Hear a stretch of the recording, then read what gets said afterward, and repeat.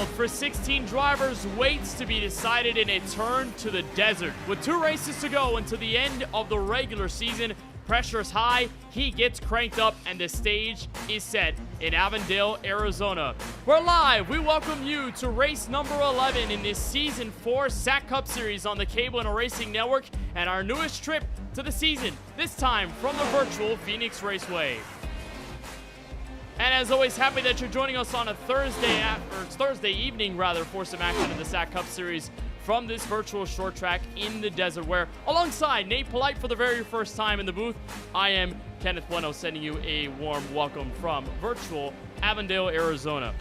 Well, Nate, first of all, welcome to the show. It's your first time in a broadcast booth on the KBueno Racing Network, so it's a very big pleasure to have you join us. But in the case of this race tonight, it is going to be a ton of fun. A very difficult track to drive in Phoenix. This next-gen car, since the recent update, has given these drivers a big, heavy task to deal with over the course of the last several months. They've kind of gotten used to it, but now as we crunch down to the end of the regular season, the intensity is very high for sure. Yeah, and it's a pleasure to be here with you, Kenneth. Thank you very much. Pressure's hot. It's hot in the desert, and this short, flat track is going to give these drivers such a challenge, wheeling these cars around the place here tonight. It's going to be a lot of fun. Phoenix, of course, coming down to the final races of this regular season. Boy, what a whirl it's been. It felt like just a little bit ago we were covering our first race of this series in the third race of the season at Charlotte Motor Speedway, which ended in phenomenal strategy fashion between Ethan Fonseca-Moreno and Malachi Drake. But we've already jumped so far into it. We've jumped into the mid-season madness bracket. We'll touch on the details there in just a couple of moments. But final 2 that are left, Nate, I'd imagine for those drivers sitting below the cut line, to which there are plenty interesting names in that fellow batch of drivers heading into this race to the green flag. They really have to step things up. This is not a win and you're in format. This is accumulate as much points as possible. So you have to make sure, as a driver in that situation, back up against the wall, got to ensure that either tonight or at Homestead in Miami, 1 week from this race, that you're able to maximize just as much as you can, and it can get very tough. Yeah, you said 2 races to go, and you'll notice it's not a wild card situation. There's no more super speedways. There's no more road courses. You've got to go put on a show against the best of the best here. It's not that it's a free pass to win at a road course or a super speedway, but it's certainly less so here at Phoenix and Miami. That's a good point. It is really just about controlling your destiny if you are one of those several drivers that are pointed below that top 16 cut line to make it to the eliminator chase format that, of course, will decide our champion between 6 drivers when we visit the virtual Auto Club Speedway later on this season in October. Well, speaking of wild cards and speaking of super speedways, we were there just last Thursday at the virtual Talladega Super Speedway, adding on to the intensity of an eliminator chase push. This was the green flag. James Bomar with the pole, AJ Hyder on the outside. Wouldn't take us long, Nate, to find trouble. Michael Walls getting turned around by Steven Maggio down the long and wide trial bowl. This is one of those tracks that is evidently self-cleaning as soon as you get involved in an accident. And for a lot of these guys, they were trying to find a way to piggyback up off of some momentum late in the going, but for them, big trouble early with Connor Trafari out in front. Yeah, you're gonna see it again here. Different crash this time. That's the 30 car getting spun out. One car gets just nudged ever so slightly out of control, and there's everybody piling in. You're going 200 miles an hour. You can't get on the brakes that fast. Not gonna see anything like that tonight. Well, hey, Nate, remember, you mentioned wild cards. This is definitely one of them. It's a place in which you have to work together if you're teammates, but if you are just fending for yourself, you got to be very wary of potential chaos. This was our round of green flag pit stops through midway in the race. Trafari, Dane Cruz, and a bunch of other drivers coming down pit road. That was the first group. Cody Riveras, league owner, will lead the secondary batch of cars, and as they were trying to merge together, then came the caution. Christopher Robinson getting a turnaround on the back straightaway, entering turn 3. That would bring out a pivotal yellow, bunching up the field to add on to the great racing that we already saw from the first segment. There's James Bomar, high side push to the race lead, up until another crash, this time off the trial bowl. Austin Doran, Fidel Fabian, who were 2 drivers that were at front of the race earlier in the night, had just found trouble. They ended up in a crash. This brought out a crucial restart inside the final 3 laps, and it was this move entering turn 1 that sealed the fate. Connor Trafari making the dart down low. It was the right decision at the right time, and the 19-year-old scrapped out his second victory of Season 4. First coming in Sonoma County, California, second coming here in an oval super speedway, and Trafari placing himself nicely for what could be a possible eliminator chase push later on this season. And Nate, I mean, we mentioned Talladega, how unpredictable it can be and how much these two races will come down to really maximizing your skill versus the rest of the field. But when you talk about momentum, how difficult is it to really gain momentum entering that playoff stretch, whether you're back against the wall or even if you've gotten success this season, but you've been on a bit of a dry spell for winning? Yeah, it's kind of like luck. You got to make your own if you're not finding any naturally. So you're going to see a lot of these guys that are sitting just outside the playoff cut. They're going to try to get themselves in. They need to find a way, whether it's maybe they take 2 tires, maybe they try to jump the field on some kind of pit strategy here. You've got to find a way to get to the front of the field and maximize those points. And that's where these two races will become critical. Phoenix is known to be quite chaotic in a sense. It is a short track and you can string things out quickly, but we've seen a lot. Turn 1, turn 3, no matter where you go across this 1-miler, it can be treacherous. We've seen big crashes come about this speedway. Lots of big surprises across different leagues as we jump into this edition of Phoenix for the Season 4 SAAC Cup Series. Well, our good friend Alexander Schumacher, who you saw on Monday night capture the checkered flag in the KBueno Truck Series at the virtual Rockingham Speedway, he's the man behind Shoey's Sportsbook, and that gives out the odds for each and every week of the SAAC Cup Series. He got his odds in tonight for this race from Phoenix, and Nate, not surprised to see a lot of these checkered flag holders up here, especially the driver who's had the most wins so far of them all, Ethan Fonseca Moreno. He's almost felt unstoppable at times. It's felt like over the last several weeks things have changed a bit for the San Jose Californian, but he's at the top of these odds. He's the favorite for tonight at Phoenix, and in practice he's the fastest, so I wouldn't be surprised to see him up front either way.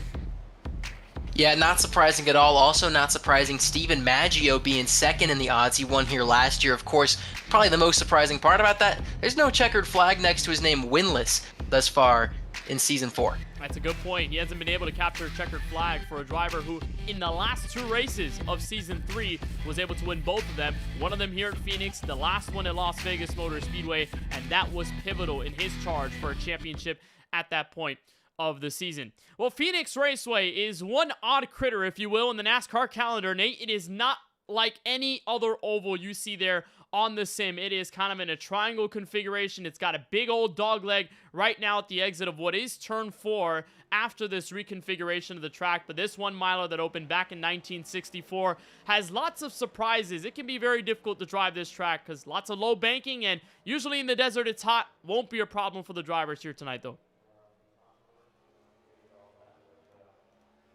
Yeah, usually such a hot and slick track at Phoenix. Take a look at the lap right here. The KBRN car. You want to get down low. They're painting the yellow line there in turns 1 and 2. Of course, that used to be turns 3 and 4. Crazy to say that was, what now, 8 years ago? Yeah. That change was made to the racetrack. It was wild. And so it's all about just... It's all about just finding the way to roll your car and use as little brake as you can to keep as much speed in that race car. And as you mentioned with the crashes you see coming into turns, make sure you use enough brake to not run over the guy in front of you. Yeah, obviously there's a lot of cars packing into that place, and a low banking as well, so you have to really carry a lot of that momentum. Then higher banking here in turns 3 and 4. Like you said, I think all of us were so used to how the original Phoenix Raceway configuration used to look like, with turns 1 and 2 being that higher bank section of the racetrack, and then the shallower end being what was turns 3 and 4, but now it's really just a whole different set of ball game rules that you have to work with here at this track. Although the drivers have had a bit of time to really get to know this Phoenix Raceway in its new configuration, and with the brand new surface that iRacing gave it and a new artwork update that was given to this track a couple years ago, not too long ago, on the iRacing service. And it'll be fun to see how the drivers tackle this one tonight as they challenge through qualifying.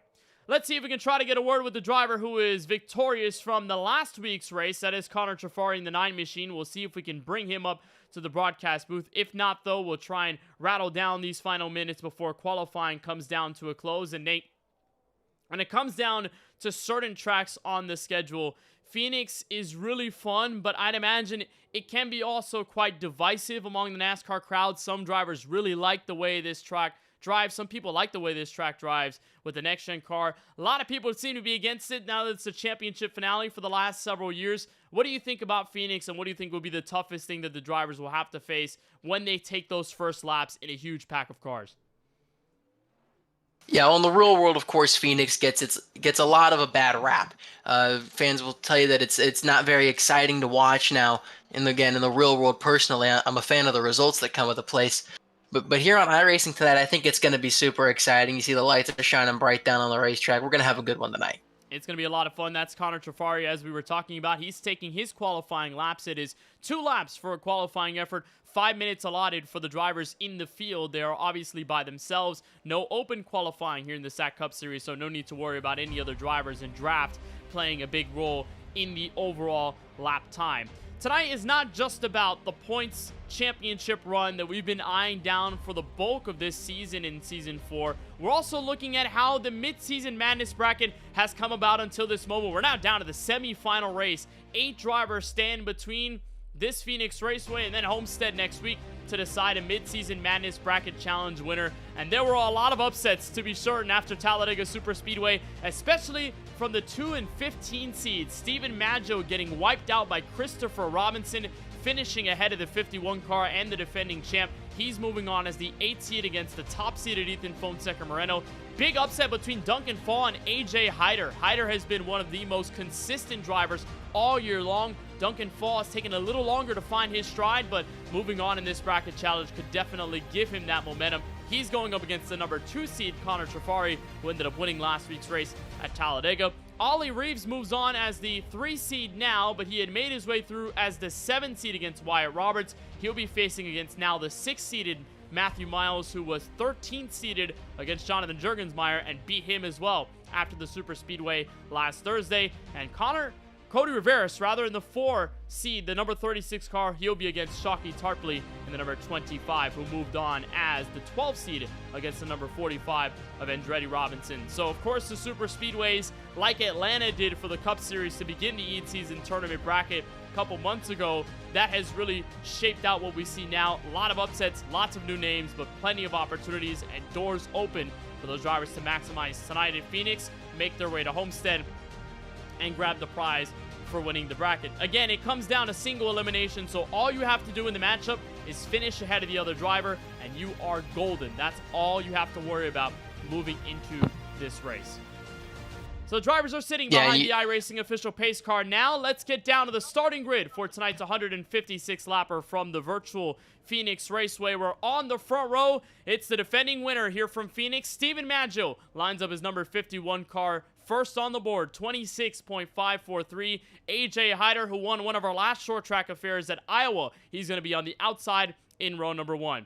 Back in row number 2 is Connor Trafari, winner from Talladega last week, trying to go back-to-back. And Michael Walls, the LSU Tigers Chevrolet, on the outside in that 4th position. Ethan Fonseca Moreno, who has been so strong. He's won many races this year, looking for a career win number 5 this year. He'll be starting 5th. Amir Bascombe in the 21 car on his outside in P6. Back in row number 4 is where you'll find the 76 machine of Justin Rott in 7th. Nicholas Baumann back in 8th place. And behind them to close off the top 10, Juan Escamilla in 9th place. His fellow teammate and good friend Trevor Haley lines up the top 10 on the outside of the 5th row. Nate, inside the top 20, you look now.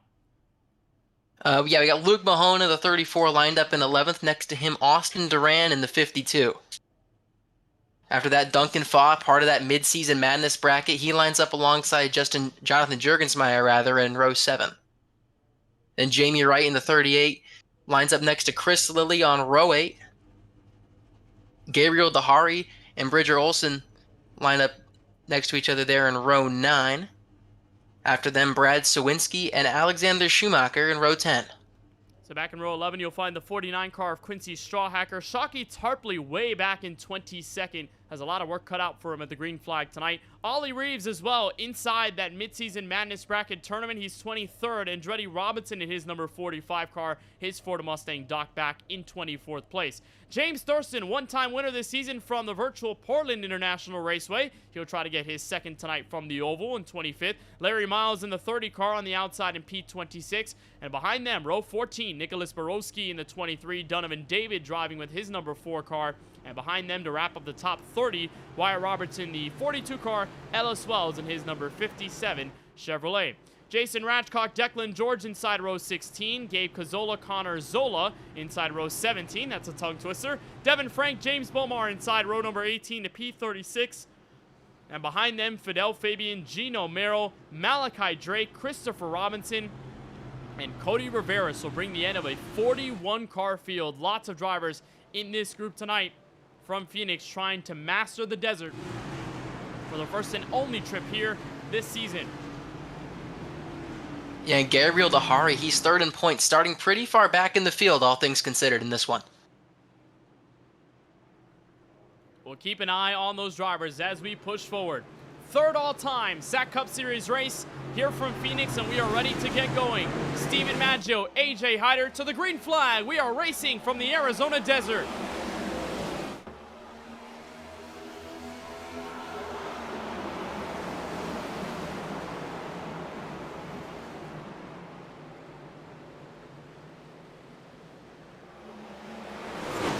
And Steven Maggio is going to go for a slide at the exit of turn 2. Slips in front of the field. Everyone gets around, but the race leader on cold tires, Nate Polite, is going to go for the spill and loses all of the track position.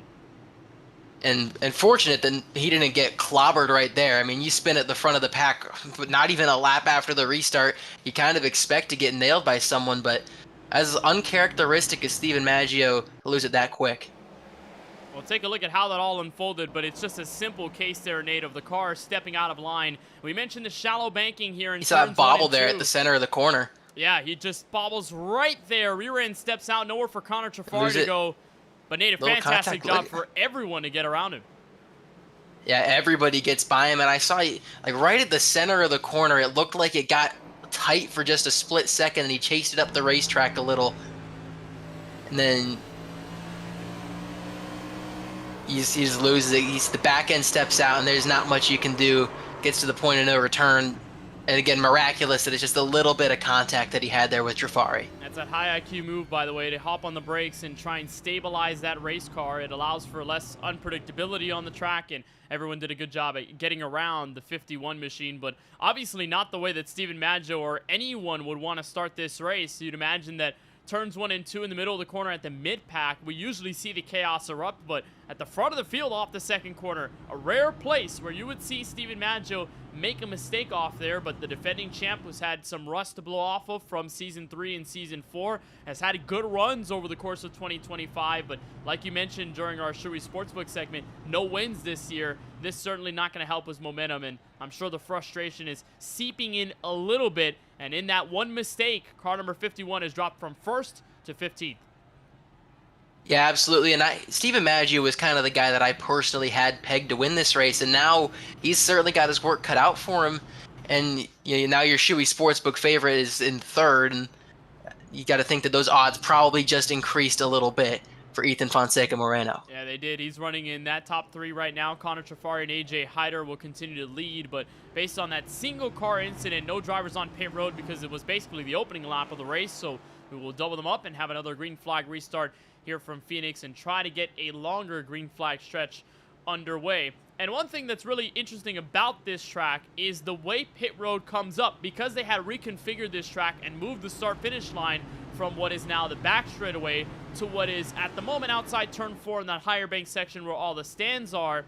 Because the front straightaway used to be right about here off of what is now turn 2, pit road used to be right off of what used to be turn 4, but now there is a really long wait between the pace car coming in and the drivers taking what is the O'Reilly Parts restart zone. So it takes a little while under pacing, a lot more time for the drivers to think about their strategy when they hop back on the gas pedal. And those, of course, that swing to the dogleg, how brave they're going to be before they enter turn number 1. They'll enter the restart zone this time. Hyder in control. Trofari and the rest of the field to play reaction. Green flag raises. First restart, lap number 5. And he absolutely nailed it off the line. The perfect restart for AJ Hyder. Great jump. Avoids any possible offensive charges, but Trofari is going to have to play defense now. At the exit of turn 2, there's Moreno. Inside charge. He's got the nose ahead to turn 3. They'll remain side by side. Justin Roth down the inside of the LSU Chevrolet of Michael Wall, stepping from the high shelf. Lap number 6 comes by. Hyder pulls away by 0.3 of a second, and the battle continues for second down to turn 1. Yeah, Fonseca Moreno wants to get clear as soon as possible. He's going to do it coming out of turn 2. Crossover from Trofari, he's not going to get there. And now he's going to get back to the inside as they head off to turn 3. And if I'm AJ Hyder, I'm loving seeing these two guys side by side in the mirror. Let me run away from you. You can lose so much time, especially down these shallow corners. Moreno does a good job of clearing. There was that onboard look on the bottom right-hand corner of your screen. That fan that we see blowing the air, keeping Moreno cool in the California sun. And right now, car number 92 steps out to P2, now on a way to catch up to the race leader of AJ Hyder. And we're watching only the battles develop inside the top group. This is our next fight for position inside the top 8. That's Juan Escamilla, car number 98 on the high side, and that neon green and gray, number 52, Austin Doran, waving down the bottom end. This is going to be for 7th place back to turn 1. And already, Nate, we are seeing the differentiation of lines. We usually see at Phoenix, a lot of guys stick to that yellow line at the bottom of the speedway, but especially in 1 and 2, ample opportunity to step into some of that clean air, get better rotation on the race car. We're seeing that as they go nearly up to the barrier. Yeah, and some guys are getting a little too comfortable with the barrier. You keep seeing smoke plume up off of turn 2, and maybe a little close this early in the race if you're rubbing the fender off of it.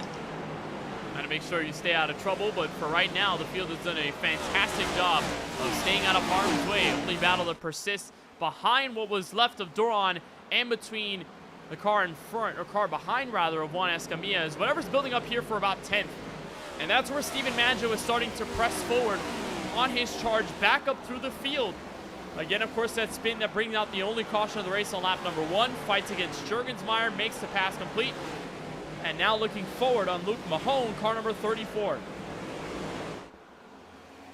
Yeah, again, Steven Maggio, his work cut out for him. He was able to get around his goading teammate Jurgensmeyer, and now he's got a lot more to deal with through the last, well, I say last 140 laps of the race. That's most of the race. Yeah, it is, and still a lot of pit road strategy left to be decided. As long as we stay green, could blow open the door for some of these guys in the mid-pack to make some charges. Nearly 3 wide in the middle of this group inside the top 10. Amir Bascom is starting to feel the heat off the back end of his Mobil 1 Chevrolet. The onboard look, Juan Escamilla and Austin Doran still have yet to settle their own squabble. And right in front is where Bascom is starting to keep that keen eye. Michael Walls is pulled away. Yellow flag raises again. All the way at the back, trouble. And I believe Nicholas Borowski may have been in it. They have started to slow down, but potentially trouble for Quincy Strawhacker and Malachi Drake at the back of the field.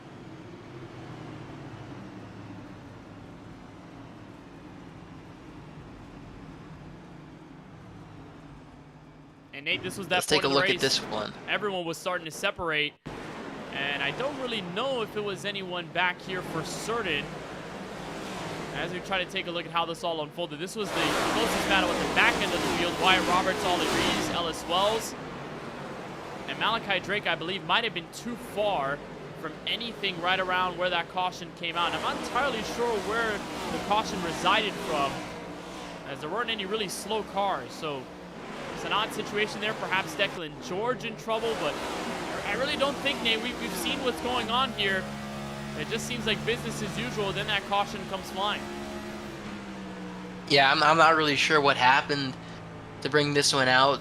Perhaps someone maybe got the wall a little too hard, and race control decided that they were going too slow and caused a hazard. But otherwise, I'm not really seeing it. I'll try to get another look here. This is entering turn 1. So there's where they're slowing down. And there's a car up the road on the outside. That's the 23 machine of Nicholas Borowski. So it perhaps might have been where he had been involved in something. So here's a look. Battle with Fidel Fabian. No, the 70 car right behind. And yep, there it is. So we found it. Oh, that'll after do a little it. while. Yeah, Borowski just got a little contact there. Good job of locking it down and almost got into the 18 of Cazzola. But he was able to keep things going. A couple of, well, pretty lazy spins with not much damage to be spoken of on the 2 cautions here. Yeah, and of course, a good save as well from the outside. We were taking a look at that. It took us a little bit to find that, so we apologize on our end. But that was half of the spin. And if there's anything that we've seen, that perhaps could have been the official caution raised. But as for anyone else wasn't really any trouble for all of the drivers at the back end of the field. We did have one driver come in on pit road alongside others at the back. Ollie Reeves is leading a group right now, 34th on back. They came down for fuel-only service, and the same goes for Gabriel Dahari, driver who won earlier this season at the virtual Las Vegas Motor Speedway, and one who was just taking part of the 4-wide racing opener at Daytona last Wednesday. I was about to say, literally yesterday, almost 24 hours ago, that Dahari was on the racetrack trying to fend for a race victory after being put a lap down. And a bit surprising, Nate, that we're seeing Dahari this far back early in the race, but do you agree with taking fuel only 15 laps in and maybe extend it a little longer as if you hope this race continues to remain green? Yeah, I mean, if you qualify a little further back, it's like I said at the top of the show, you got to try something to get those positions. And if you follow the leader, you're going to follow the leader. So I don't think I'm ever going to say no to someone trying something new, especially when they need to jump a lot of traffic at a place where it can be pretty tough to get around someone on the green flag. Kind of that argument of whether you want track position first, you want track position later. We've seen a lot of those calls come down to who wants track position at certain times of the race. Dahari thinks potentially this call now, alongside all those drivers in the back, could give him the track position that'll keep him up front as we press forward. Green flag restart inside the 15-lap marker of tonight's race from Phoenix. Already the battle building up for second, this time much easily decided for Connor Trafari and Moreno. Inside goes Michael Walls. Top shelf goes Justin Roth behind him. Yeah, it was another great restart there for AJ Hyder. Through as well Connor Trafari. They can check out, and it looks like Fonseca Moreno is now clear for third, leaving the Goat Inc. teammates to battle for fourth. Those 2 drivers going at it. Michael Walls winning that Daytona race in 4-wide action yesterday in unbelievable fashion. He was 9th when they were coming out of turn 4 on the white flag lap, and somehow he crossed the line first as basically everyone ahead met their maker. Basically, they crashed in entering the Shades trial. of James Busher. That one right there was. Really shades of that. Just having the C's part in front, it was an unbelievable win. He told us that at the moment he really couldn't even process how it all happened, and neither could we. It's one of those things where, Nate, we have to be professional yappers. We have to describe the scene, but it's one of those things you really cannot script at all. Yeah, you certainly get those moments that just leave you completely speechless, because what do you even say? You can try to describe things that happen, but crashes like that, they happen faster than you can even talk. As we see a couple more guys pounding the wall there off of turn number 2. We've seen a lot of guys bring up that smoke, just getting their right sides brushing against the barrier. It's kind of a common practice here at Phoenix when you're trying to make use of those tires on a very shallow banked corner, and it has been the detriment to many. You slap that wall hard enough and you kill that right front tire. If you go green long enough, it is going to be disastrous for you as the race progresses forward. And then inside goes one car, and then you start getting freight train and you start holding up cars, and impatience comes into mind. And usually that creates a lot of the squabbles, a lot of the chaos, and potentially some of the yellows that will fly. But we have settled out nicely. AJ Hyder has remained in front. He's pulled out to nearly half a second on Connor Trafari, running P2. And the threat that Moreno was posing to car number 48 on that last green flag run, well, it's kind of pushed back now. Moreno has to work through the 3rd place machine of Justin Rott first. And no battles up until Andretti Robinson way at the back of this field. You got to be talking about deep inside the top 30 and 35, and that's really where Gabriel Dahari is trying to cut his teeth in the middle of the group. That's the biggest group we're seeing right now. Tarpley on the top, Dahari down the inside through the dog leg. A lot of cars under a blanket. Gabriel Dahari needing to fight his way through traffic. A little contact. They're going into turn number 1. Just trying to find any way he can through this field, and it is not working so far for him right now. It's been tough, and especially in a call where you're not taking fresh Goodyear Eagles with the sets of tires you have available in this race. It's really not a call at lap 15 to do so, because if a caution comes out now, I'd imagine that everyone, Nate, will tailor down to pit road, and if you take tires early, you're going to be on the back end of strategy, and it's going to be very costly, especially for Nohari, who has spent the bulk of this race trying to make his way through the back. As we'll take a look in front, that's Jason Radcock, car number 71, trying to pick up on Bridger Olsen. That's a blank number 70 Toyota Camry tonight. A Camry, Bridger Olsen, a famous name on the KBueno Racing Network. He's won some marquee races. He's been a part of some of the big leagues hosted on this network from our early days in 2020 and 2021. But right about here, Nate, I'd imagine is the most difficult point of the field for a driver with all that dirty air. How difficult is it really to rotate that car and make it stick when you've got all this traffic around you? Yeah, I mean, they're strung out. There's probably not any pocket on this racetrack but in front of the leader with clean air, and it's a huge issue. It's an issue in iRacing. It's an issue in the real world, and you hear the stars of the NASCAR Cup Series talk about it just as much as you hear the stars of iRacing talk about it. You're sliding all over the track. You got to slow it way down. That's why you see these guys getting way up out of line, like Gabe Cazzola is there, just trying to find any amount of clean air to get on the nose and turn that race car.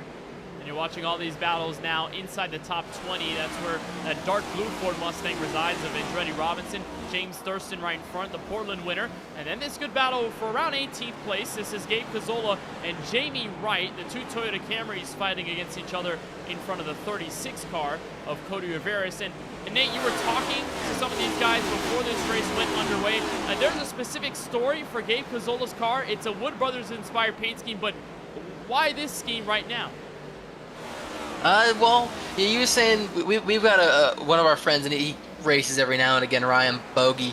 He's a big Wood Brothers fan, and of course that Wood Brothers car is kind of sacred. It's not changed a whole lot. I mean, it has changed over the years, but really since the inception of the Wood Brothers, that car has stayed the same. So to put it on with Toyota, Gabe thought that was really, really funny, and thought he might mess with some of our friends like Bogey, who's a huge Wood Brothers fan. Just doing a bit of trolling on the racetrack, I guess, for switching manufacturers from a team that has notoriously been known for going for the Ford brand. They've stuck with Ford basically their entire tenure in the NASCAR Cup Series. They are one of the oldest, if not the oldest, running team in the NASCAR Cup Series to this day. So a great scheme on Gabe Cazzola's car, but probably not for the right intentions, just to try and troll a little bit on the track. He's focused in on this fight in front of him for 16th. There's Robinson underneath James Thurston, the bright green and blue, number 82, and down low goes Cazzola. You can use all that asphalt down the dogleg, nearly 3 wide. Yeah, this ain't Talladega. There's no out of bounds here. Here's the onboard look from Cazzola. Wasn't able to get the bottom of the dogleg to work, so now he's going to look to roll the momentum off the top of turn number 2. We're heading down to turn 3, not going to quite get it there, and there's not enough, just barely not enough space underneath the 45 of Robinson. And tough as well, you get all of that dirty air when he washes up in front of you in the middle of the corner, and really that higher banked entry to turns 3 and 4. It looks relatively easy, especially compared to this side of the racetrack, but when you drive it in sim, it actually feels much worse compared to that shallower banking. You can kick up the rear tires a lot more in 1 and 2, but when you get into the higher banking, you got to make sure you rotate, you brake at the 2-cone marker on the side of the catch fence, and that's where you start to rotate, and you can really get understeering. The right front can go away very quickly, and you know, I've learned it the hard way in leagues and just running Phoenix with this car overall. Once that right front is gone, there's no saving it, there's no bringing it back. Cazzola has done a good job of stepping in line. Contact with Robinson, he'll spill down the back straight away, and a wonderful What a save by Cazzola. Oh my goodness. What a drive. He was washing up off turn 2 underneath Robinson. They make door-to-door contact, and somehow Cazzola kept it straight. I mean, this is remarkable. They just kind of run out of racetrack on the exit of the turn. And I mean, look at this. Cazzola gasses it up, just barely catches the 45, and so many times you see a guy either just spin straight down the track, nose it into the inside wall, or overcorrect back up to the outside wall. Phenomenal save by Gabe Cazzola right there. What a drive by Cazzola, and that is a hard thing to do in this next-gen car without stepping out of line, like you say, overcorrecting into the wall or into other traffic. So Cazzola stays alive. We remain under this green flag run to what we see right now is the longest that we've seen. And it's AJ Hyder at the front. still maintaining that near half a second advantage over Connor Trafari. We really haven't seen any big changes inside this front-running group. The real only swap was for third place. Moreno finding his way around Justin Rahn. He made that move stick. So Moreno steps into that top 3 position. And right behind is where basically everyone else, Nate, has stepped away from the field. If you look at that gap between Austin Doran running 8th and Jurgens Meyer running 9th, it's now a second and a half. That's a huge gap, and you'll notice who's on the right side of that gap. It's the 51 of Steven Maggio, slowly but surely working his way back up into the field, just like we thought he would. The driver's so fast here at Phoenix Raceway, but just needed the track position to stay in his favor after capturing the pole tonight. Again, still looking for his first win of the year in Season 4, defending champion effort. And as we get a look on board greatly with Austin Doran, all that hard work he's putting to steer that car around, and a UCF Golden Knights shirt for Austin Doran. He is a member. He's from Central Florida, so not entirely surprising that we're seeing Doran rep UCF and the Golden Knights on his camera, but he's hard at work as Bascombe tries to play defense against Maggio in the middle of 1 and 2. And again, not enough rotation down the bottom to make use of all of that momentum that can be carried at the exit of the corner. Maggio's going to send it in there anyway for third, but they could allow Michael Walls and the rest of this pack to pull away. The dog leg will help. 3 cars in the blanket here.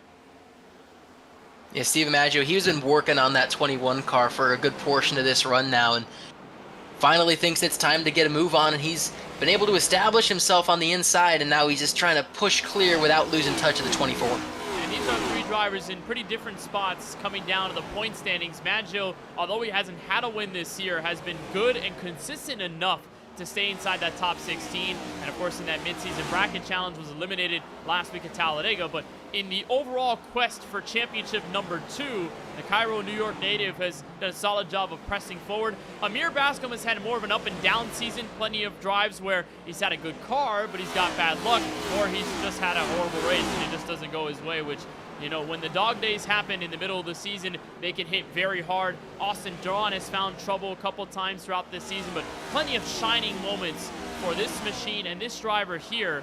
But when we mention the fight for top 16 eligibility, you got to go all the way back to 20th place Nicholas Baumann. His Baja Blast Chevrolet runs now 25 points below Larry Miles in the 30, who's holding that final available spot for the Eliminator Chase format. So Baumann really needs a good race tonight. He does understand where Miles is in comparison. He's down in 26, but that may not be enough to get forward. We got a car all the way to the inside wall. That was Escamilla. Escamilla got loose in the middle of turn 3, had to go down to the apron, and nearly just about took out his teammate. It looks like we're staying green, and not really sure what happens here. Just loose on entry, I guess, and comes all the way to the inside wall. Pretty decent contact all the way down there. Of course, that one on the inside, not a safer barrier, but it helps Baumann for sure. He'll take it. He'll take a little bit less competition. Yeah, 1 gain for sure. 19th is Nicholas Baumann now, but of course, with that spill by Escamilla, Larry Miles will have a chance to catch up. Good news though for Baumann in this case, Miles is too far back. He's still 26, hasn't gained ground on Escamilla, who has since saved the race car and is keeping it on the racetrack without any troubles. And up at the front, I think there is trouble here, Nate, for Amir Bascombe. Very slow at the exit of what was turn 4 there, and now losing all that track position, and he's going to go down to the apron. And he was just battling Steven Maggio pretty far up the field. I believe that was the battle for 6th place, so interesting to see what happened here. Because at that battle, Maggio had kind of fallen back. Oh, there it is. Get up on the outside wall, but he's already pretty far back in the field at this point. From where he was battling with Maggio. Was this perhaps suspension damage for Amir Bascombe? I don't know. The car is not turning in the corner, and I definitely heard something right as he was coming off of the wall there at the exit of the corner. So let's get another look at it. This is entering turn 1, and he's fighting with Trevor Haley down the inside. Take a listen.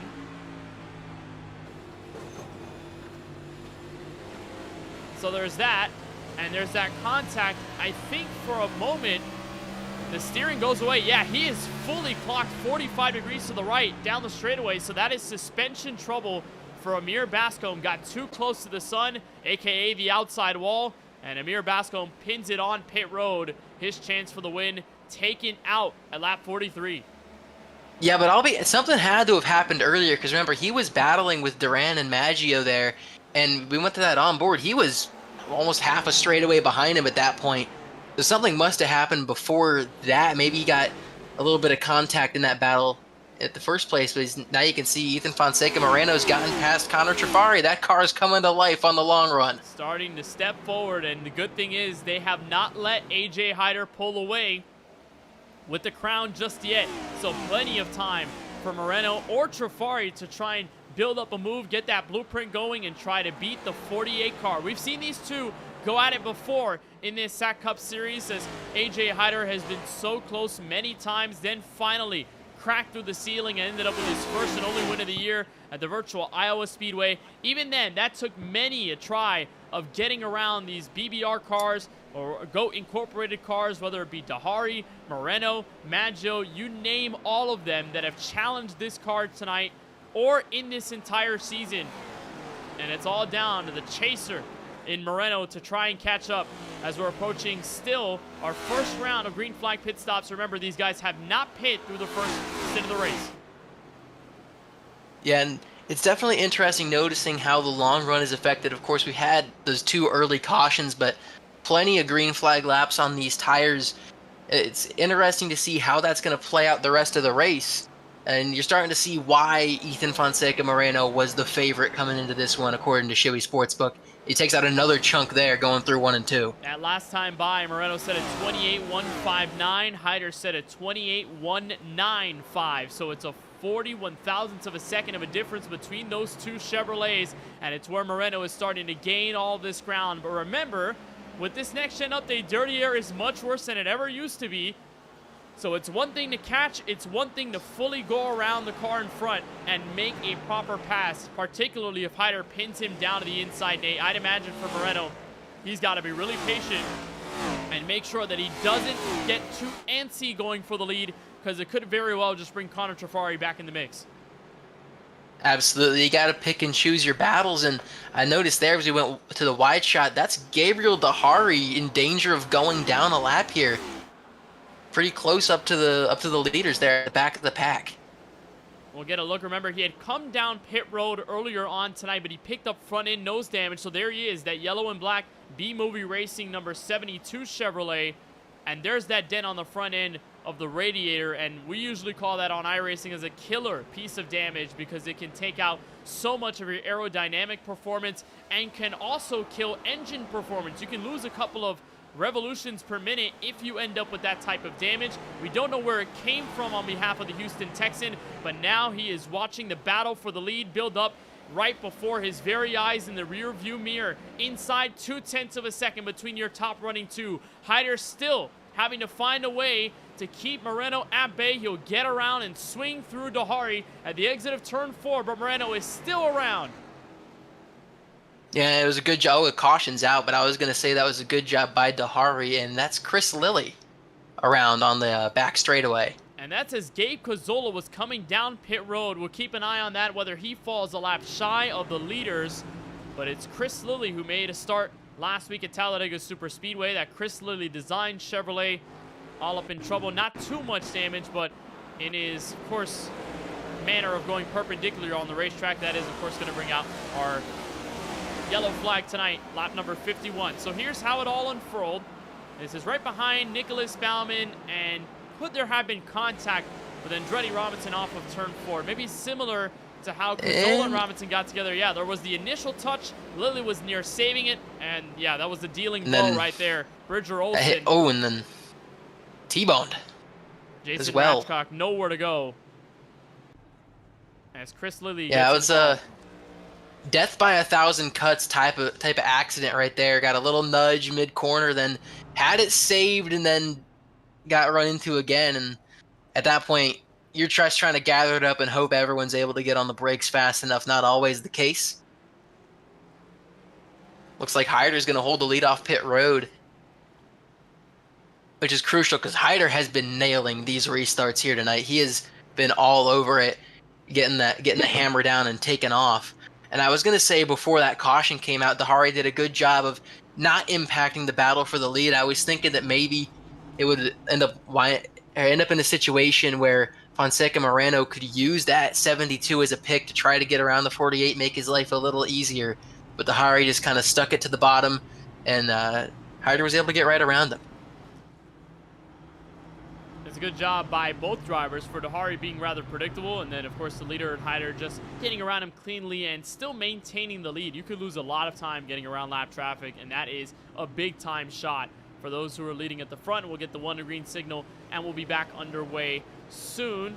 We're going to try to get a quick word with Connor Trafari, but I believe we won't have enough time to be able to talk to him, so hopefully we'll discuss with him as the next yellow comes out. Potential opportunity to discuss with the Talladega Superspeedway and Sonoma winner from earlier this season. But we will double the field up as AJ Hyder is in the lead. And remember, choose cone is in effect in this SAAC Cup Series. So Moreno came out second off pit road, but he chose the inside behind the leader and Hyder. So that's why he is inside of row 2, not outside of row 1. Justin Rott, Jonathan Juergensmeyer, they will both be catered together on the top group. And as they chase for the O'Reilly Auto Parts restart zone, AJ Hyder has remained in control of the rhythm of this race. He's maintained the BPM. Does he change the rhythm now, or does he maintain his press? Green flag, lap number 54. AJ Hyder blows the field away to the dog leg.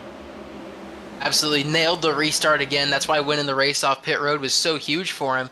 And you see Ethan Fonseca Moreno using every square inch of real estate. Justin Rott, way high and in the wall. He's got the piece of the outside barrier. They're 3 wide at the exit of turn 2, and there's trouble behind him. There's one car around. It's Luke Mahone. And the 13 of Connor Zola trapped up against the barrier. And this is kind of typical to what I expected, Nate, on the opening lap of this race, when you're fanning across 3 and 4 wide. Well, we had exactly, and you saw it up toward the front. It's tough to get on the brakes with Justin Rott, but you do it in the middle of the field. There's a guy to run into and a guy to run into you. As you see this, let's watch this 34. He had been in the back half of the top 10 most of the night. Oh, and it started Wright beneath him. It's Jamie back and stepped out on Jamie Wright, and then further back as well, the 30 car Miles. Had a very similar thing happen, just less traffic. Not going to be good with Larry Miles in this case. Again, in that position to hold serve as top 16 in the Eliminator Chase format point standings. Here's a look on board with that SAAC Cup Series Toyota, and it's that red, white, and blue Toyota down low up the road of Jamie Wright. It's that apron transition. Yep, that's really not going to do you well in a car like this. It didn't have so much downforce. And then from behind, a tap from Larry Miles. Easy to get away there for some at the back end, but for guys like Steven Maggio, not as easy. And damage for the 34 of Mahone, damage for the 13 of Connor Zola, who had nowhere to go.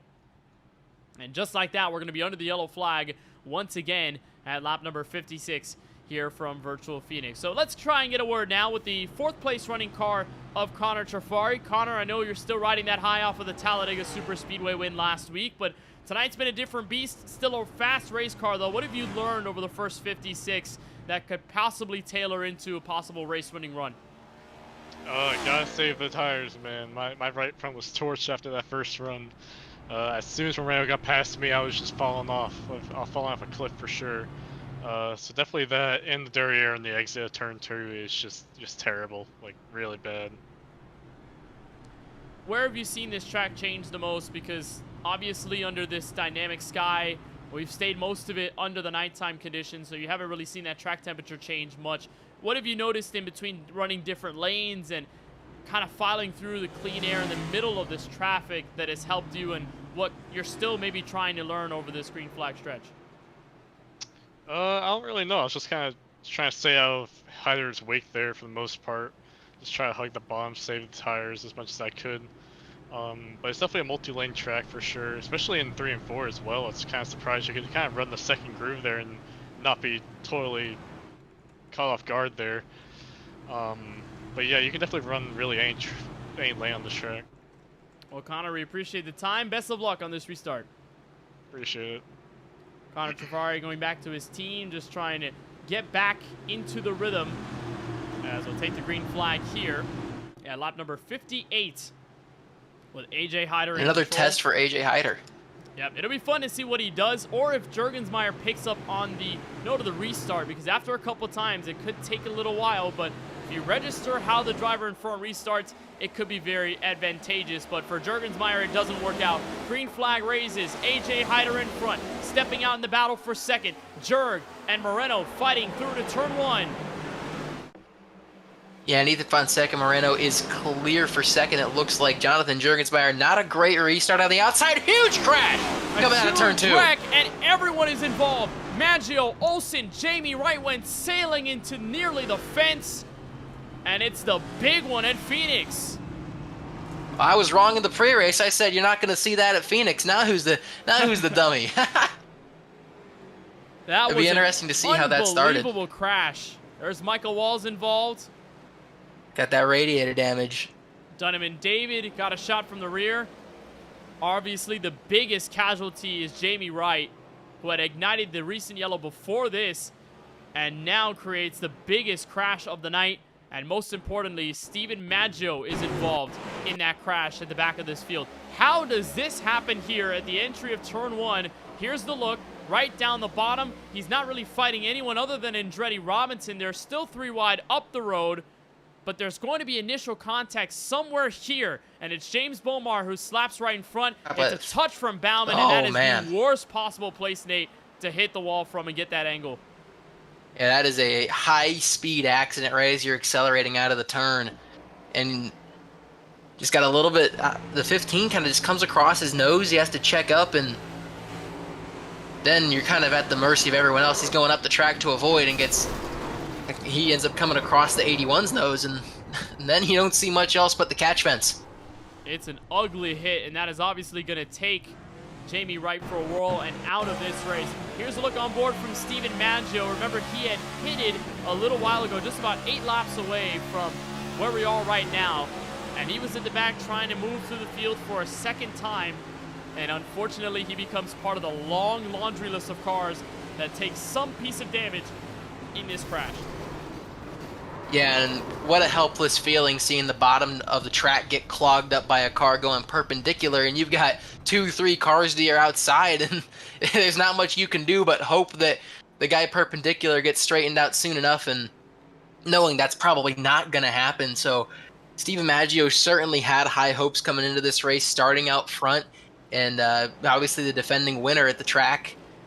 And it's gone real bad in 60 laps for him. He led 55 of the 150 laps last time we were here last season on his route to a season championship.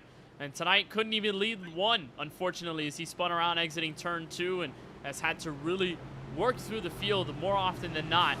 And in this second try at cutting through the top 20 and top 15, it's really where the snake bites him at the end of that. And Maggio picks up hefty damage as the lights are off from the iRacing official pace car. And just like that at a 1-miler, we are ready to get the restart ready at lap number 62. As Jonathan Jurgensmeyer will play defense on the high side. AJ Hyder trying to hold on to whatever advantage he has held on to for the majority of this race. It's been good fun for Hyder, just mastering restarts and taking place up front. But does anyone try to steal his thunder as we're near the halfway marker of this race? Green flag again, a late jump in the restart zone for Hyder. He is so perfect on those restarts. Bread and butter, fight for second behind him. Yeah, and they're going to be just double wide for second here as Hyder nails a restart again. He's been perfect on him all night long. And looking further back in the field, I think, don't want to jinx it, but I think we got through turns 1 and 2 clean. Yeah, we did, and there's 3 wide already in the midst of the group, and it was around Alexander Schumacher, and it's still going on just inside this top 10. Watch them as they break through the dog leg. In the middle is Duncan Fall, Schumacher up high, Robinson down the inside in turn 1. 3 wide treacherous always when you go from such a wide track to so thin, but everything clear. They carry 3 wide through the corner. Exits where it gets really tough, but they maintain it. Nobody with an advantage in this fight for what is 8th place on the racetrack. And remember, Duncan Fall, that mane and tail Chevrolet right in the middle, who breaks free and steps into P8. He's a driver in that midseason bracket challenge, so he's got to be ahead of his matchup tonight from Phoenix. He does a great job at getting in front of the 2 drivers still going at it for what's going to be 9th Schumacher from the top end, Robinson down the bottom, and another reintroduction to Gabe Cazzola. 4 cars in this blanket inside at least 0.3 of a second. Yeah, and Duncan Fogg got clear of that, but he's got a lot more ground to catch Connor Trafari for that mid-season madness bracket. So he's got to get a move on and get away from these guys as fast as possible, as he was going to try to work on Thurston, but now he's back on defense. And there's Schumacher, the Port Huron, Michigan native, a driver who has had a good string of races on iRacing as of late. We mentioned that Rockingham victory in the KBRN Truck Series, an emotional win for this man right here who has been so passionate about sim racing. He puts together our sports book each and every week. He used to own a league in SRL, but for now, just running in this series and running well, puncturing his way through the top 10, now putting the fight up to Duncan Fall. And there's a look at his perspective down the bottom right corner of your screen. Does not get around the 61. Andretti Robinson right behind. They'll single file out in the midst of this top 10. So the racing just calms down a bit. The C's get a little less shaky. And it's still AJ Hyder, Poseidon at the front. Juergensmeyer and Trafari, the rest of your top 3. And I'll be honest, Nate, we haven't seen much of Moreno since this little stretch of caution flags and a little short green flag run restarts, but I'd imagine the 92 wants to have this race go as long as possible under green. That's where this car has shined the most. Oh, absolutely. And you heard Connor Trafari tell us that the right front was gone, and he realized that he was just kind of hanging on after Moreno got past him. I think Moreno realized that as well, and he was reeling in AJ Hyder under that green flag run. I don't think anybody here wants the race to run green just as bad as Ethan Fonseca Moreno does. I also want to take a chance. Jonathan Juergensmeyer, he was middle back of the top 10 a lot before this rash of cautions. He didn't hold off second very well the first restart, had a crash, and now he is up there into second, pretty well clear. Connor Trafari going to look to try to hunt down AJ Hyder. Just taking care of business, Juergensmeyer is, and we've talked to him many a time on our KBueno post-race shows after these races, and some of them good finishes, some of them bad luck, but for the most part, Juergensmeyer is still building up a good enough run to be up there at the charge when we go to Auto Club Speedway, where 6 drivers will have a chance to win the Season 4 SAAC Cup Series Championship. And if you listen in on board with the 00, you'll see in turns 3 and 4, he is downshifting to 4th gear. This is common practice with the next-gen car, Nate, and it was a big switch in 2022 when this car was first unveiled to the NASCAR public and to the driver base, because you spent so many years learning an H pattern 4-gear shifter.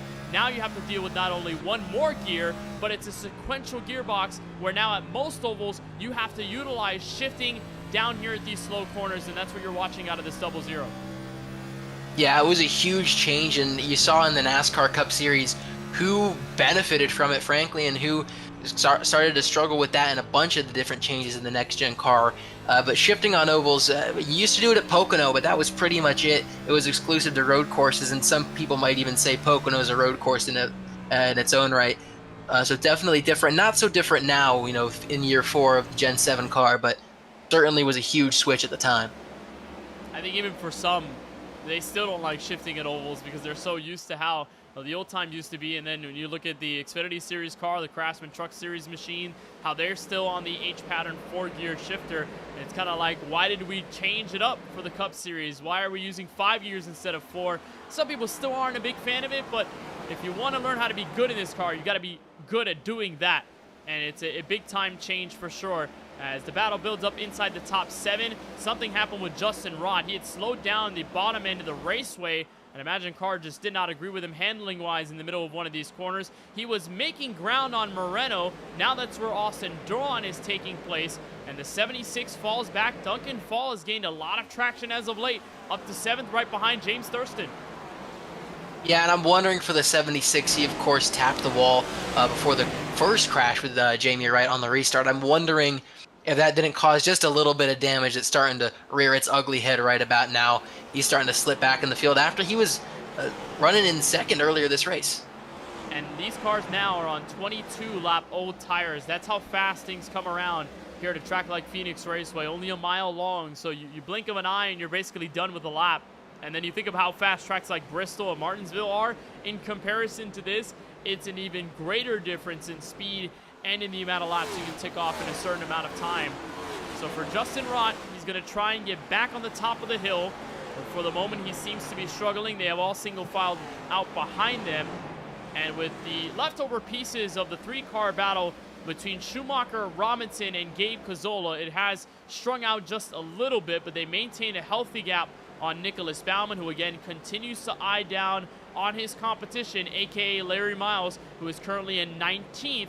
As they were 25 points apart, Baumann could have a shot at pointing his way in tonight with a chance to make even more ground come Homestead Miami Speedway. And Nate, when you talk about elimination formats and playoffs in general, it's all about getting hot at the right time. But even when you're barely able to squeeze into the playoffs off of a good run or two, it really makes a difference in your positive mindset going into that format, because then you have a lot more confidence. And I'd imagine for the Connellsville, Pennsylvania native, it's a bit of the same if he's able to accomplish that.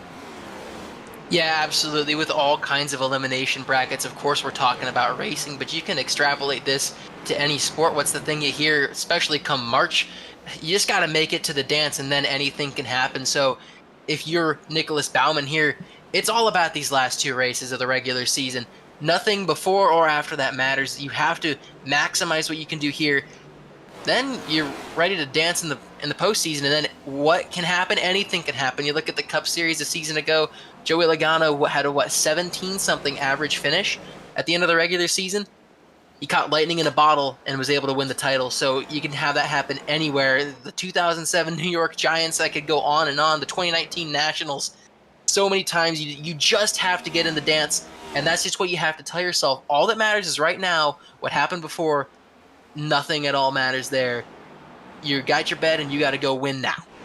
Well, hey, that happened with Ryan Blaney too, right? A couple years ago, where a lot of people clowned him for this, but he had won the NASCAR championship, which is a championship run by fellow NASCAR fan Brock Beard. He's relatively known on YouTube and on social media. He made a NASCAR championship to where the worst finishers will be awarded with that championship at season's end. Ryan Blaney got that championship in the same year he won the Cup Series championship back in 2023. So it's kind of fun to see how things change in the matter from 26 races to the final 10. And even in this format and others on iRacing with stock car events, it's how good you can be in a short amount of time. And for a lot of the drivers, it may just be that moment for them to strike, whether you're Moreno, who was hot at the beginning of the season, or maybe if you're a guy like Jonathan Jurgensmeyer, who's kind of been hanging around, maybe the fire can start coming up at around this portion of the campaign. But at the moment, this is the best action you're watching inside this top group. Jafari is starting to level off with Moreno, and that's where this Quaker State Chevrolet is starting to build back up the reign and the run to which he had to put up to AJ Hyder last time. Yeah, and even the 00 is falling back off of AJ Hyder a lot here. He was about midway between the 9 and the 48 at the start of this run, or last time we looked at him rather, and he's fallen all the way back into the clutches of Trafari, and Ethan Fonseca Moreno is probably licking his chops right now, thinking about getting past both of these guys. But the longer he spends behind these 2 cars is going to be the longer it's going to get to catch up to AJ Hyder if no yellow comes out. It's just that balance of how patient are you willing to be until it really becomes too much waiting and you got to start making action. This is a great run off of turn 4 though for Moreno. Won't utilize a charge until the middle of turns 1 and 2. There he is, pokes the nose down at the bottom shelf, and here comes Moreno looking for top 3 eligibility. Near contact, real tight off of 2. The exit of turn 2. Yeah, and that patience, we're more than halfway through the race now, so it starts to go away, and especially, if you're Fonseca Moreno, you're thinking, we get another rash of cautions, I'm not going to get my long run that I really want, so it's got to be about, let's go now as this field starts to break into a couple separate packs. This is a tough place, though, to make that pass complete. We've seen at the exit of 2 how much you can have your nose there on the quarter panel, but if the driver on the top bobbles, or if you just can't carry enough that acceleration through the corner, it's a lost cause for you. And once again, negated. Moreno is at the door. Jafari will maintain his spot. Jurgensmeyer is still within reaching distance. All the while, AJ Hyder is out to the largest distance we have seen all night long. 1.5 seconds between the 48 and everyone else behind him as this 4-car train continues to build. It is clear cockpit for AJ Hyder as he rolls forward, leading through halfway here at the virtual Phoenix Raceway. We'll continue our coverage of the SAAC Cup Series from Avondale, Arizona after this moment.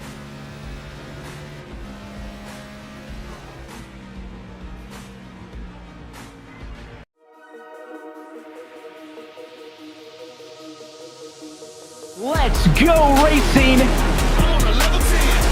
I wanna win, then I wanna win again. Who thought it was done? I'm hoping it never ends. If you wanna run, then I'm on a level 10.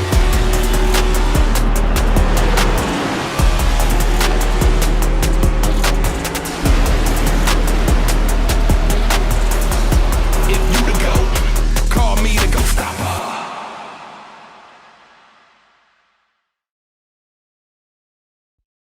Racing isn't easy, but experiencing it is.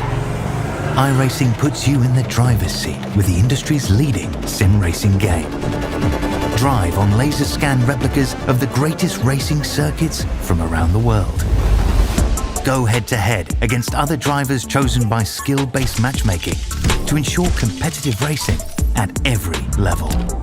Compete across all your favorite series in officially licensed cars engineered to deliver the most accurate driving experience possible.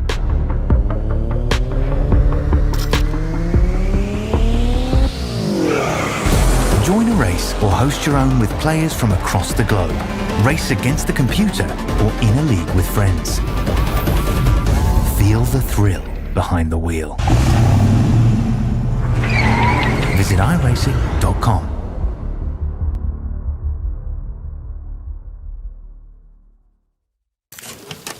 There's only one fuel that can drive the performance you demand from your car.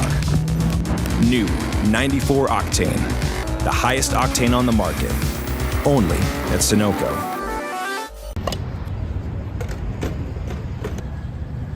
Let's go. What's up? Yo, what's up, Kenneth? How's it going, man? How are you? Good. How you been? What you got in the bag, man? I got a panini, I have a hoagie, I got it all through the Wall Rewards app. You can order it all through the app? You can order it all through the app. I can order it all through the app. The world is my oyster! By placing your order on the Wawa app, you can pick up at any time with ultimate satisfaction. Gotta have a Wawa. Welcome back to Phoenix Raceway. Coverage of the SAAC Cup Series continues in race number 11 of Season 4. And all by himself is where you are finding the race leader right now. AJ Hyder out by 2.5 seconds over Ethan Fonseca Moreno, Jonathan Jurgensmeyer, Connor Trafari, and Austin Duran, the current running top 5 as we stand through 92 laps and one of our longest green flag runs of the night. Welcome back to our broadcast booth as well on the KBueno Racing Network. Kenneth Bueno alongside Nate Polite. And Nate, I mean, we were talking about Moreno's long run pace. Now his car is starting to find that life that we encountered earlier on in the event. Only problem is much more distance between himself and AJ Hyder in the battle for the lead. Yeah, you guys all saw it when we went side by side during that break. Ethan Fonseca Moreno finally got past the 9 of Trafari and the 00 of Jurgensmeyer. He's got a lot of track, but he's very clearly quicker than all those guys behind him. If you couldn't tell by the way he caught up to him, you can certainly tell by the way he's gapped him since. And now it's Austin Duran looking to get past the 9 as well. All of the fighting and all of the lack of pace from the group behind, at least as they're trying to find that pace against Hyder, they've lost out a lot of time. And Moreno's either going to need a masterful strategy call or a yellow flag to get back into the grouping. But again, even those yellow flags didn't do Moreno so much justice on a very fast car, because this is where he's really able to get out of his shell and really spread his wings as we watch the battles inside the top 5. That's Austin Duran there, trying to hold off James Thurston. And right behind is the Justin Rock car. So although we did see Rock fall back a little bit on the long run, seems like he's starting to find his car back as Jonathan Jurgensmeyer leads this group. And no one really has been able to get around the 00 apart from Ethan Fonseca Moreno, of course, that we saw. But the front, there's Thurston on the top shelf. Duran is trying to save the car, and he does off of turn 2. Yeah, and before that, I was going to mention that before we had gone to break this group with Thurston and Rott and Duncan Fall, they were pretty separate from this middle of the top 10 group of Jurgensmeyer, Trafari, and of course at the time it was Fonseca Moreno. They've caught up, so perhaps these guys that were just behind, I say just behind Hyder, not really just behind him, but the next cars in line behind him are starting to really slow up on this long run, didn't save up their stuff quite as well. This is where James Thurston is starting to put himself into the equation. Driver who made his first start of Season 4 back at the virtual Texas Motor Speedway. Plenty of flashes out of Thurston, and then at Portland just straight up dominated the field for his first and only win thus far in 2025. He had made a start or two before in Season 3 and before, but Thurston makes his return in good fashion, and the 82 machine is starting to come alive. Last lap, 28.321. Just a hair slower than what Trafari set down on the racetrack, but still quite slower than AJ Hyder, who set last set at 28.263, and the fastest car on the racetrack right now, Ethan Fonseca Moreno. Nate, he is nearly a full tenth of a second faster per lap than the leader. Gap is down to 2.3 seconds coming down to the final 58 laps of this race. Yeah, and I'm still just wondering, is there going to be enough time for him to get there and to pass him? I know that Fonseca Moreno's not been great on the short runs right after a restart, but he might need a caution and just be able to hold P2 so he can get a long enough run to go catch the 48 here at the back end. But for him to get that long of a run, he might need a caution here very soon. He's been so good though tonight and still has a chance as long as this race remains green. And as we noted to you before the break, the drivers have not pitted in a while. Now it's lap 47 for a bulk of these leaders on their stint. So sooner than later, we should see a lot of these guys start coming down pit road, knowing that this will be that fuel marker to where if they come down now, they're good to the end of the race. It's just a matter of how much life they have on the shoes of the race car and the Goodyear Eagles. And for Ethan to think about what a season he's had already, 4 race wins in 2025, the most of anyone in the field. And Nate, a really cool stat that I just looked at right now, this is the longest streak of not winning that Ethan has had all season long, and it's 3 races long.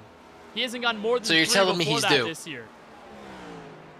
That is a truly remarkable statistic, and of course one of those 3 being the All-Star race at Kentucky and the road course and the Super Speedway, which I noted at the top of the show as sort of wild card races. But it just goes to show the dominance that Ethan Fonseca Moreno has had over the series. He took the points lead in Iowa. He's not looked back since.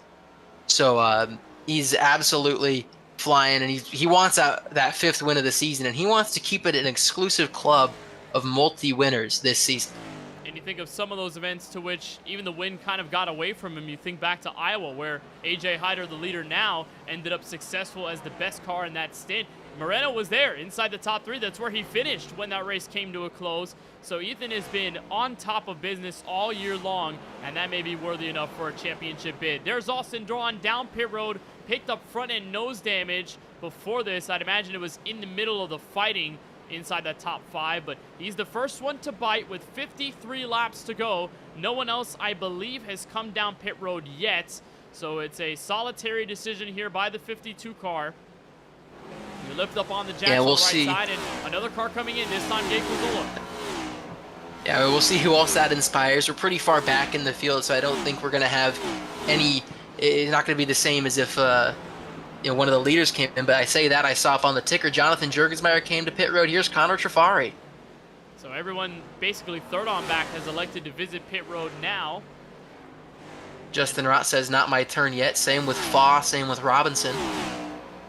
Well, it's going to be a call for league owner Cody Rivera, so everyone in their own lane for the most part, not really coming in batches like we saw last week at Talladega, more about what you can do by yourself in this run. And I'm really curious to see what Moreno does on this strategy, knowing that he's the faster car. He is not now setting faster laps than Hyder, but he's staying around that ballpark of 2.1, 2.2 seconds. He's maintained enough pace, but really it may be a matter of undercutting or overcutting significantly. And then our question now resides, when does AJ Hyder come in? That's going to be now. Oh, that's a monkey wrench thrown into everything. Connor Zola. Oh my goodness, right in the middle of green flag stops. That's fun. And this is not good at all for Brad Sawinski. Climbed into this race 39 points behind the cut line, and the leaders are stopped at the exit of turn 2.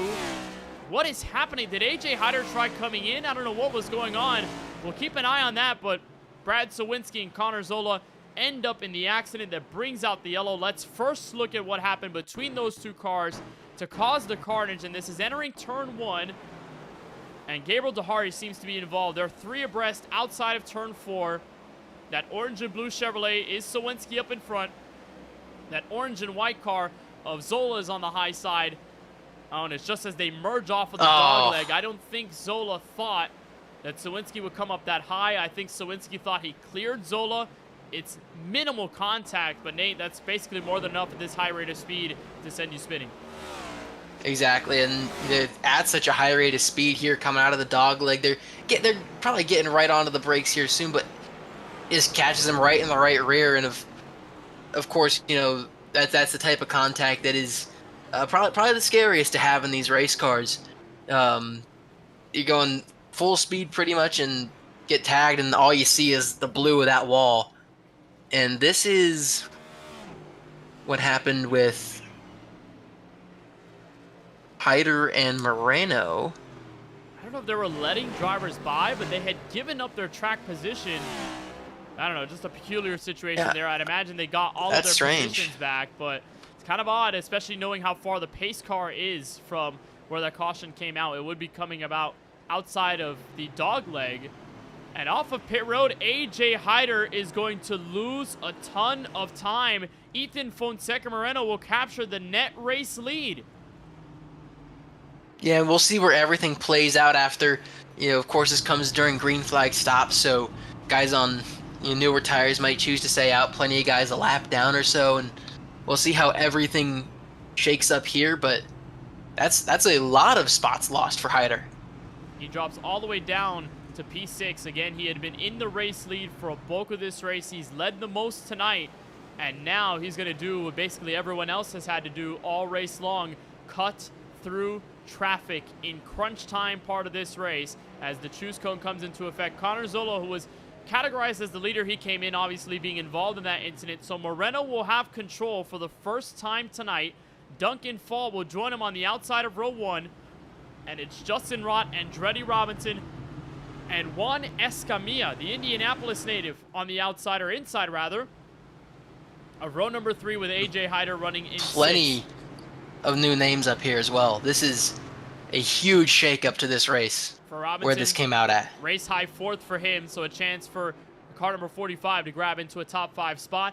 And also to note, Moreno spent 11.1 seconds in his box. That tells me, Nate, 2 tire call down pit road as we come to the restart. Lap 110, and it's all on Moreno to hop on the gas first.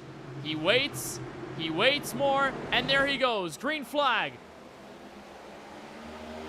He nails the restart, but so too did the 76 of Justin Rott. He goes all the way down to the pit road exit. What a restart from Justin Rott. Can't quite get to the inside of the 92. Pointed his nose down low. It's a valiant effort. There's carnage behind him. Yellow flag out, spinner, Larry Miles.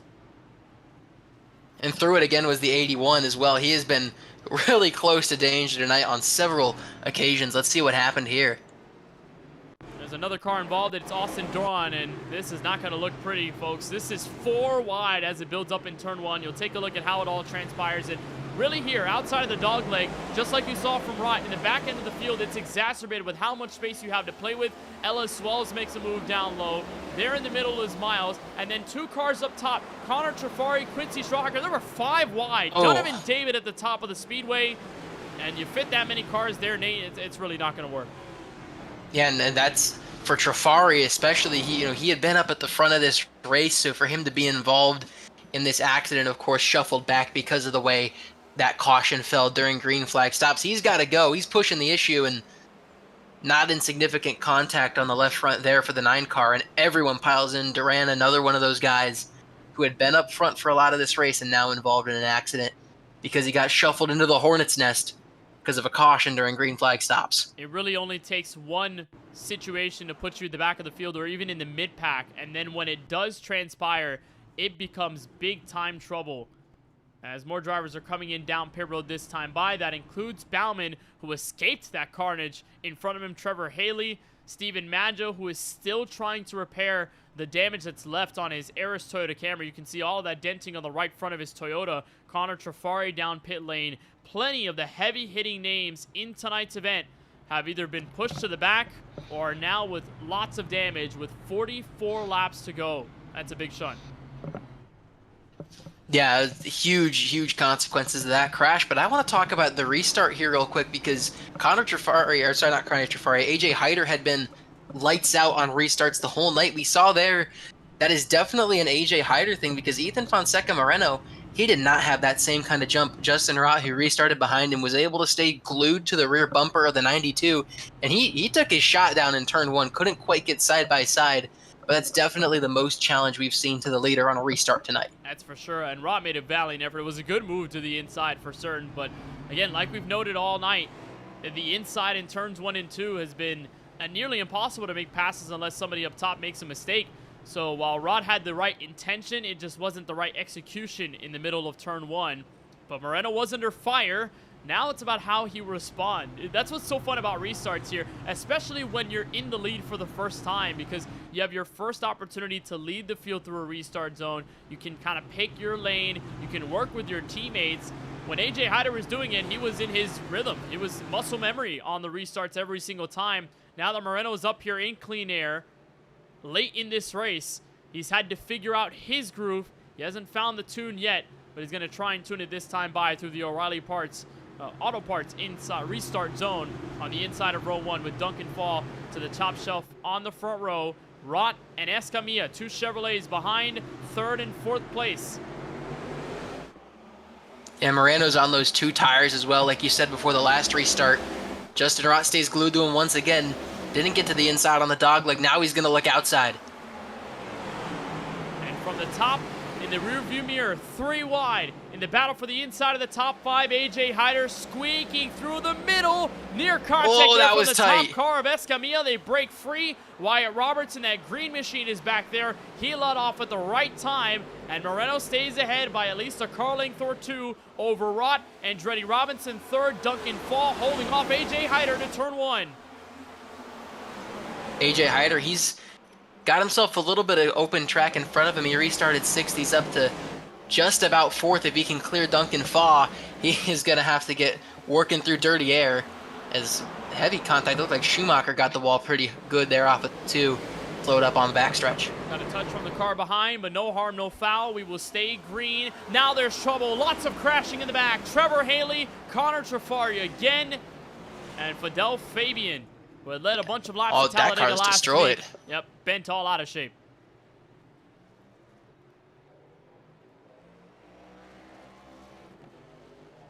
That's what they say. Cautions breed cautions, and it's very true here.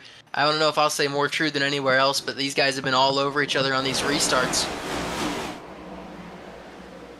And it all clustered up right around where Alexander Schumacher was, so he got a hit from Chris Lilly, and it's into this corner where Cazzola taps Fabian. That ricochets into Trafari, and as Trafari comes down the track, then I believe more drivers had gotten involved. There was at least a tertiary or 4th car that had been tapped and spun around. It was Trevor Haley.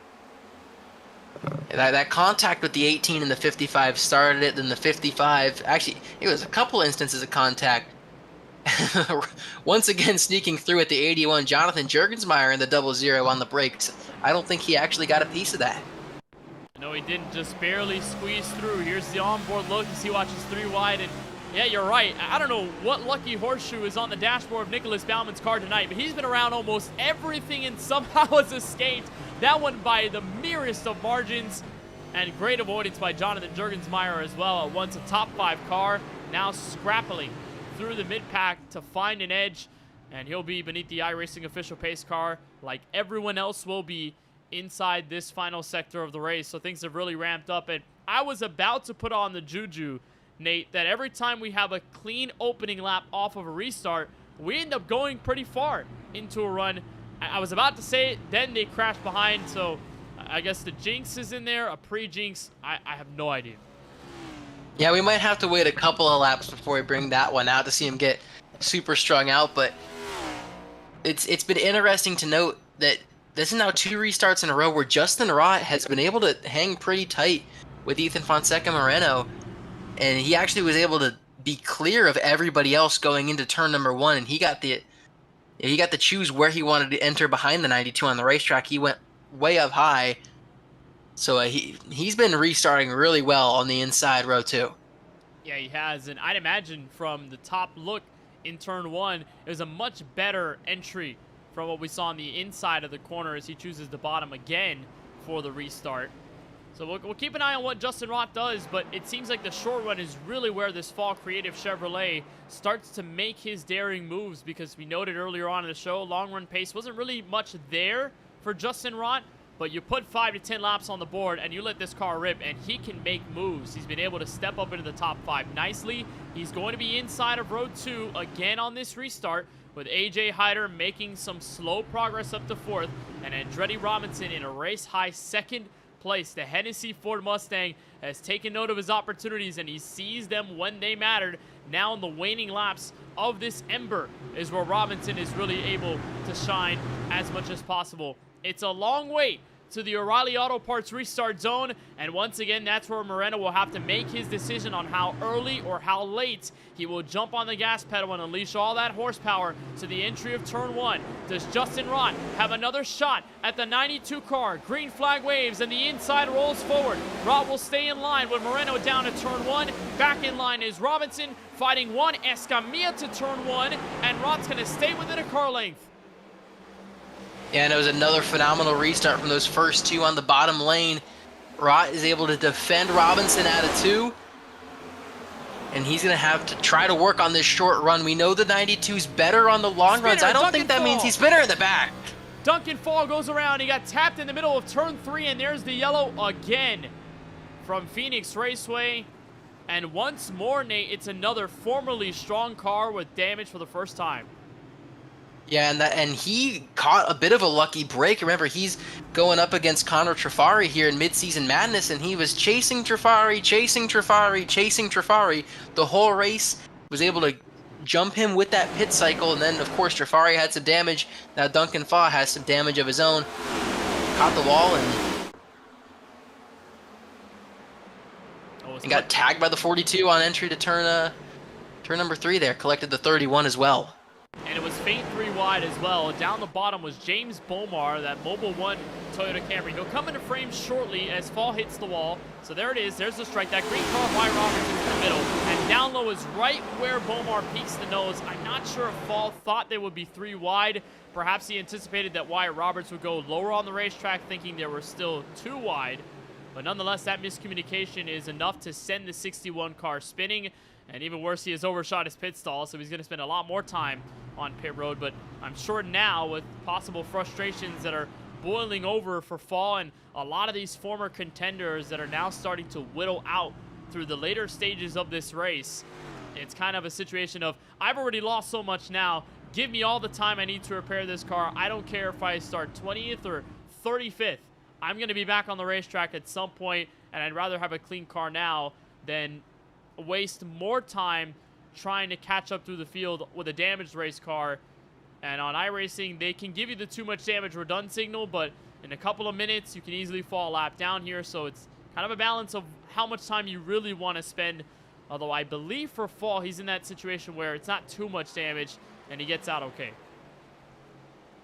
Yeah, he's able to get out, looks like, before he would go a lap down there, or another lap down, perhaps. And again, Ethan Fonseca Moreno, he is probably thinking, can we please get a long run right now?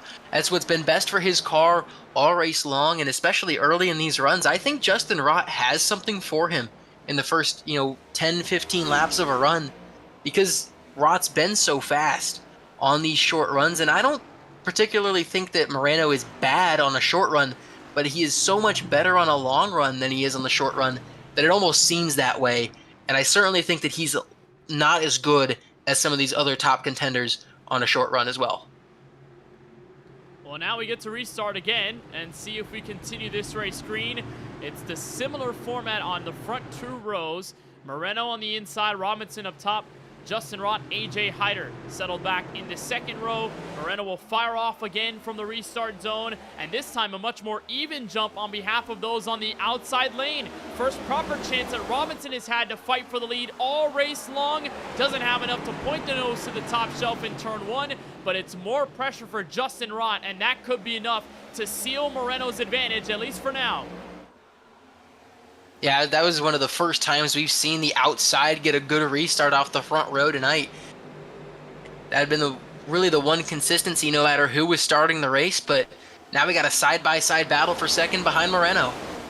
And again, Moreno is on 2 fresh Goodyear Eagles. Everyone else behind him spent 14.5 seconds in their stop. They got 4 fresh tires on their trip to their pit boxes. 31 laps to go here from Phoenix, and the battle for second continues. Inside goes Rott, and Andretti Robinson will stay up the banking in turns 3 and 4, and that's where AJ Hyder is watching like a hawk, waiting to attack. As soon as the door opens up for him, nearly looked 3 wide. Now he's got the nose under Robinson for 3rd place. And you just have to wonder how long are those 2 tires going to hold up for the 92 and Moreno. And, I really do think this is still going to come down to Ethan Fonseca Moreno and AJ Hyder in this one. I just think that they're clearly the 2 fastest cars, and with 30 laps to go, there's plenty of time for them both to get up to those top 2 positions. Look at all these cars trapped in the mid-pack through the top 15. One of those is Gabriel Dahari. He fallen a lap down earlier on in tonight's race. He got his lap back through the flurry of yellows, and this 72 car is back in tip-top shape, and he's moved up into 13th, holding on in front of Luke Mahone and Nicholas Baumann, who has really encountered everything and anything tonight and has still been able to get away scot-free, although that's a sketchy entry to turn 3. Nearly dealt the bumper to Luke Mahone. Now he's the middle, 3 wide.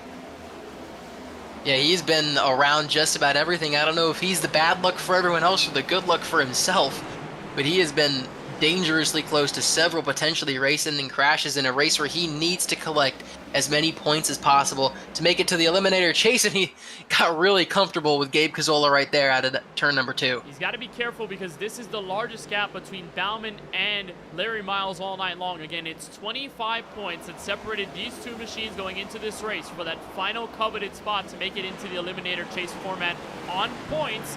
So Baumann's in 17th. Larry Miles is trapped back in 31st place with a damaged race car, so may not want to bite the hand that's feeding him right now for the Baja Blast Chevrolet as he watches the fight in front. That's where Connor Trafari is starting to flex his muscle a bit inside the top 11. Steps out in front of Chris Lilly, crossover at the exit of turn 4, and the CLD 53 looks to the inside again, and this double file action will continue back to turn 1.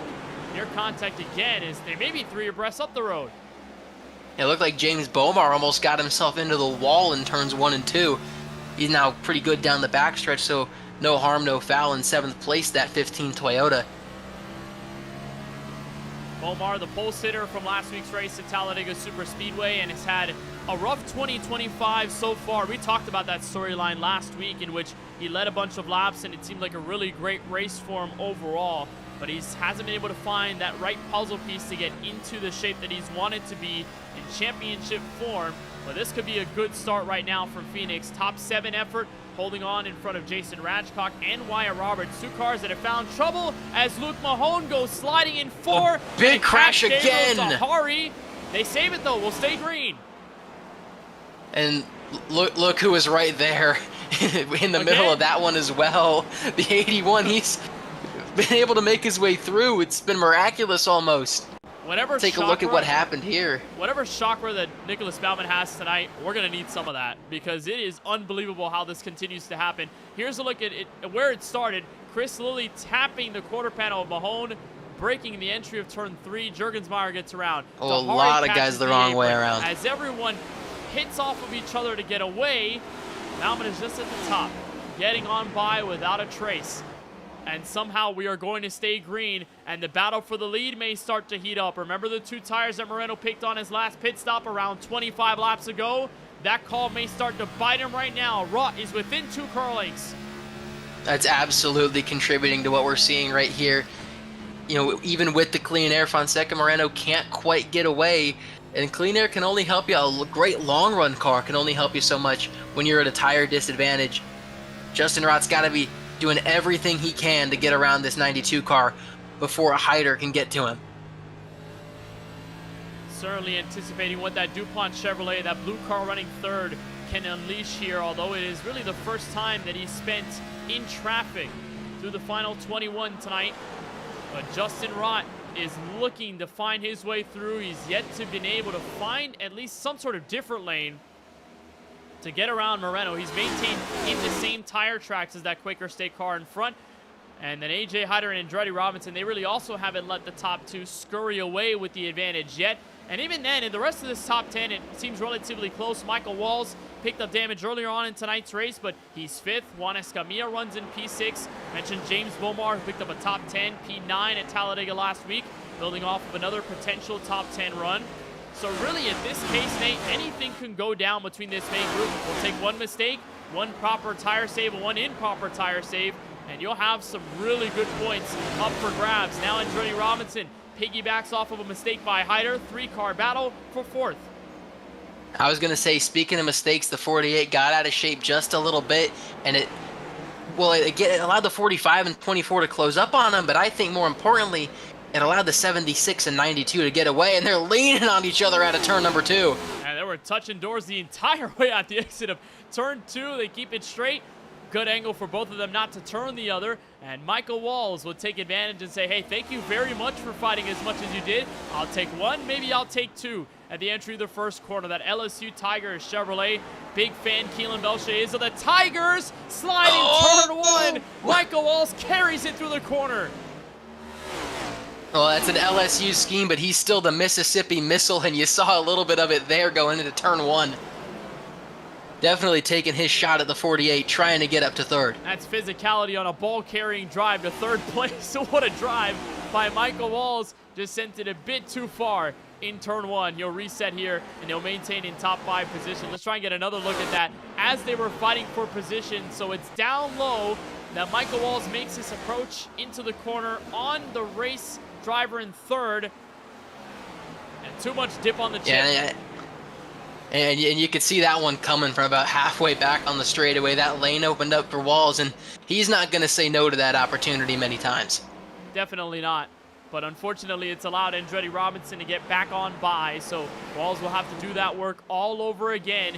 Meanwhile, the top 2 have started to pull away. They're catching up to the lap car of Brad Sawinski, who most likely will give way to the top running 2. But coming down to 16 laps to go, by no means is this fight over. Absolutely not. Those tires on the 92 just getting more and more worn lap by lap. He took those 2 tires. That's the biggest story right now on the racetrack, because that's making this defensive drive so much more impressive. You know, there's all this talk about dirty air, but again, that can only do so much when the guy behind you's got such fresher tires. And this is where the advantage lies for Justin Rott, who started inside the top 10 and has worked nicely to keep himself planted there for the basically entirety of this race, entering the final 15 laps, and he just sticks within a car length. That dirty air bubble remains intact between those 2 Chevrolets. And as you watch the entry, particularly into 1 and 2, that's really where Rott loses ground, and he did so a lot there. Ran off wide at the exit of turn 2 to the back straightaway. Moreno has been able to keep his car in front of wherever Rott is going. Again, dealing more dirty air, thus less rotation in the corner. So that's really where Rott has to get around that bubble, start to pop it little by little. But he lost a bit of touch there, trying to gain it all back with 14 left. Yeah, and he also just could be hoping that the 92 makes a mistake. Maybe he's trying to save his stuff just a little bit, knowing he's already got an advantage over the 92, as you see the 92 catch the wall a little bit off of turn 2 there. But he could just be trying to bide his time a little bit. Not likely that we see a mistake from Fonseca Moreno, but if you're backing up to save the tires just a little bit to create a bigger advantage, that could pay its dividends in the final 5, even 2-1 laps of this race. It's a Californian trying to go for a West Coast swing victory, and Justin Rott, the Pennsylvania native, trying to steal the thunder away. But the gap is starting to increase, now over 0.4 of a second. From that one mistake out of Rott, it's allowed Moreno to step into his comfort zone just a little bit more, and all of that energy has allowed the San Jose native to start getting into his own zip code. Right behind them is where they continue to fight inside the top 5, and a breakthrough run for Juan Escamilla, the Indianapolis native, is starting to get his nose privy into this battle, right behind Michael Walls. Yeah, this battle's been going on while we were on board with the 76. And then they're all just kind of chasing right now. Of course, you want to win the race, and look up a couple spots. There's AJ Hyder. He's back clear of the mess he was just in, so he's ready to go track down the 92 and 76 again. But everyone else here, these guys thought not even 30 laps ago that they were they couldn't have dreamed of being this far up in the field after the way the things had gone early in this race. But that rash of cautions, they brought all these guys up, so they're going for broke, playing with house money right now. They are, and what's on the line for the driver in front of Escamilla right now, Michael Walls. We talk about that gap for 16th place in the cut line between Larry Miles and Nicholas Baumann. Michael Walls is only 6 points ahead of Larry Miles going into this race. So not only is he on the buffer with a chance to lose out after tonight in Homestead of Miami, but he could get bumped out as well by Nicholas Baumann with the good run he's had. But as long as Walls can maintain top 10 eligibility, top 5 as well, at the end of this race, it would be a huge boost for him to carry into Homestead of Miami with a chance to seal in a top 16 eliminator chase spot. And the caution comes out inside 10 laps to go. Quincy Strawhacker. Oh boy. So now there are a lot of cars that are staying out. We'll figure talk about a this out. shakeup, and who takes 2? Who takes 4? I don't know. Remember, We've already seen the Moreno's willing to go for 2. Yeah, he took 2 the last time. We know Is anyone Maggio else? is good at taking 2 tires, but he hasn't really been in the lead group all night long. This is the money Well, stop. Maggio's not on pit road right now either. He stayed out. We'll officially count the number of cars that are remaining out on the racetrack. Fight off of pit road nearly goes into the hands of Justin Rott, but Moreno beats him to the line. AJ Hyder behind in 3rd. And our full count is 10 cars that are staying out on the racetrack, hoping they can get a last-second charge to victory. And it's led by Andretti Robinson, Connor Trafari, and Jason Rajcock. Can you believe that? Would you believe me if I said I could believe that we would see something crazy? And I don't know if you'll believe me here. I don't think we're done with cautions. Probably not. I'd agree with you there, given Phoenix's track record as a short track, and given already what we've seen tonight off of restarts, knowing how much desperation is left. Now, to give you a scope of what the strategy looks like for this front-running 10, Andretti Robinson is on one of the oldest sets of tires in this race. He's gone 41, now 42 laps on his stint. Connor Trafari is 32 laps deep. 42 laps into the run is Jason Rajcock. 32 is Austin Duran. Steven Maggio has some of the freshest tires amongst this group at 28 laps old in 5th place. Gabriel Dehari runs 6 on 42 lap old tires. Chris Lilly may be on the oldest set at 46. Then Duncan Fall 28, Fidel Fabian 28, and Ollie Reeves in 10th in 28 laps. So it's a huge hodgepodge of cars, and then everyone behind them on fresh tires. And with all those guys on fresh tires, you wonder who is going to use all of that dog leg and all of that space on the entrance to turn number 1 here. It doesn't happen a whole lot, but if I could take you back to the 2020 Truck Series Championship, that's how Sheldon Creed got it done. He started way back, he had fresher tires, and he just hugged the inside wall in what would be out of bounds anywhere else. That's where it matters. But is there enough time for the fresh tire cars to make a charge at it into the restart zone with 6 laps to go? A checkup down the bottom. Trafari evens out with Robinson. Green flag. So many new names up here. You can see Justin Rott. He's all the way down on the bottom of the racetrack going into turn number 1. He's going to try to go for it all. Way down below the yellow line is the 76. And they're spinning cars. The 56 oh, sideways the 56, and he's back across the track. Hard hit to the outside wall. Caution flag is out. There's that prediction right for you, Nate. Devin Frank involved in this one. Yeah, and he just about had it saved, but we mentioned earlier when Cazzola was able to lock it down, it's so tough to save these Gen 7 race cars. And haven't seen the replay, but I can almost guarantee there's a little contact involved here. It was the 18 slid, and then Strawhacker got into the 56. Sideways, sideways, sideways, thought it was saved. And then almost exactly what happened to Jamie Wright earlier in this one. And in it is Declan George, car number 17, the Australian. Also as well, Gabe Cazzola, who was sideways to ignite that. And it was really just Strawhacker trying to get out of harm's way from the spinning Cazzola, and then just tagged in Devin Frank, who was the pole sitter of the All-Star race at Kentucky after winning and dominating the Pro 2 light truck race that we had to decide the running order of that All-Star green flag. And Devin Frank is going to have a torn-up race car. Toe-link is also destroyed, so he may be ducked out of this race in an event in which we've seen lots of carnage and plenty of attrition. You think we started with 41 cars, and there are at the moment only 31 on the lead lap. A lot of them DNFs of this race: Shockey Tarpley, Amir Bascombe, Borowski, Jamie Wright, Bridger Olsen, Trevor Haley, and I'd imagine Devin Frank would join that casualty list soon.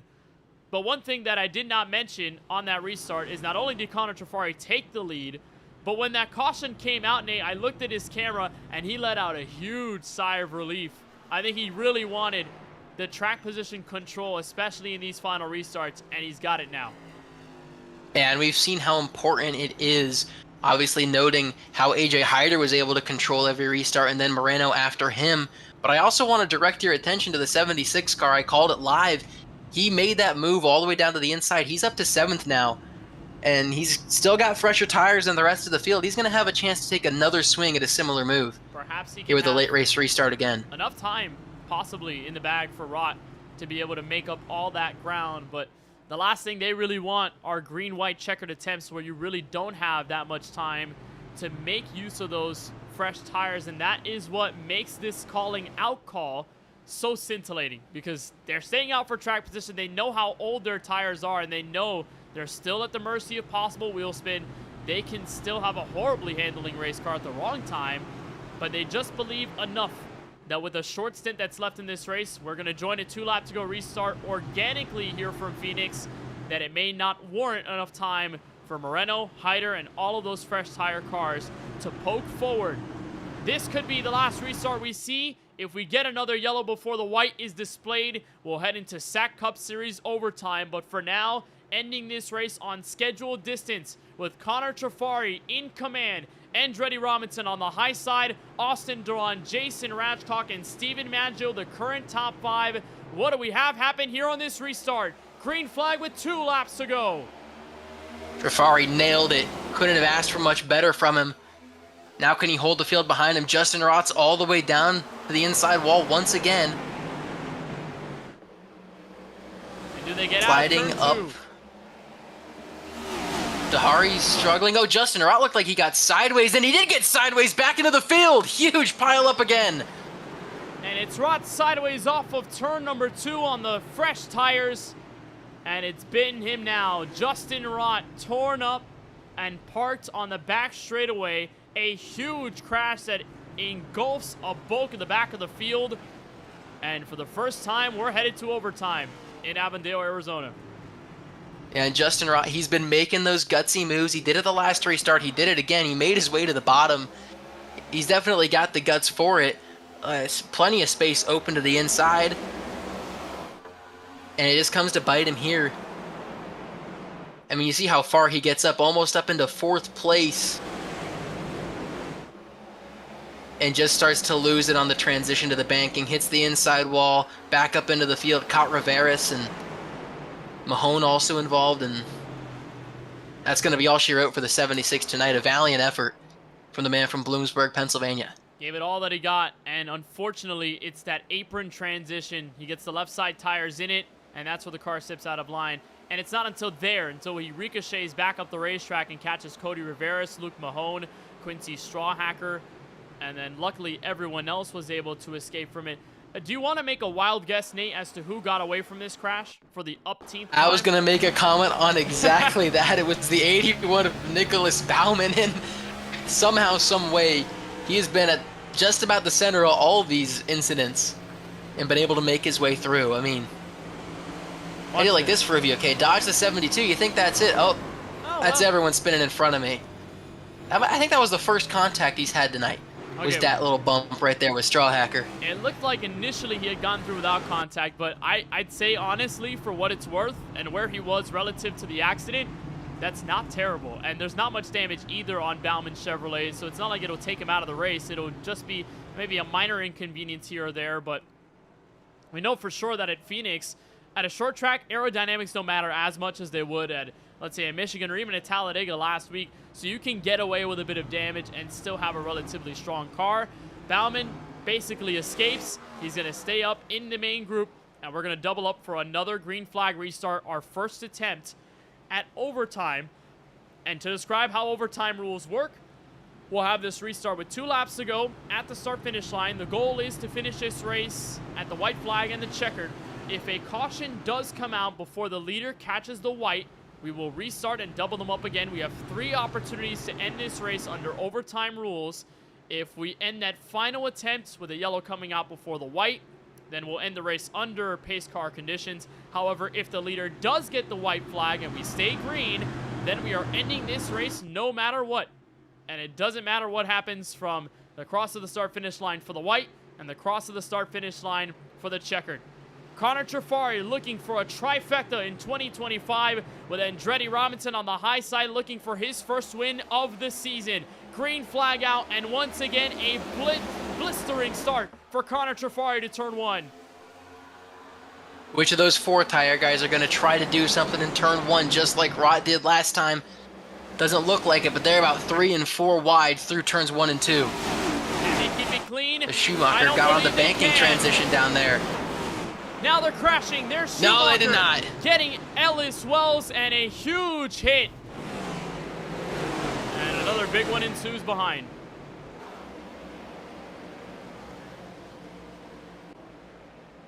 That was a huge, huge pileup. There's Schumacher, who went nose first into the outside wall, and practically everyone else. He was on the banking transition coming out of turn number 2, and then, I mean, when you're going 4 and 5 wide on the backstretch at Phoenix, there's not a lot you can do, and we found one the 81 couldn't but dodge.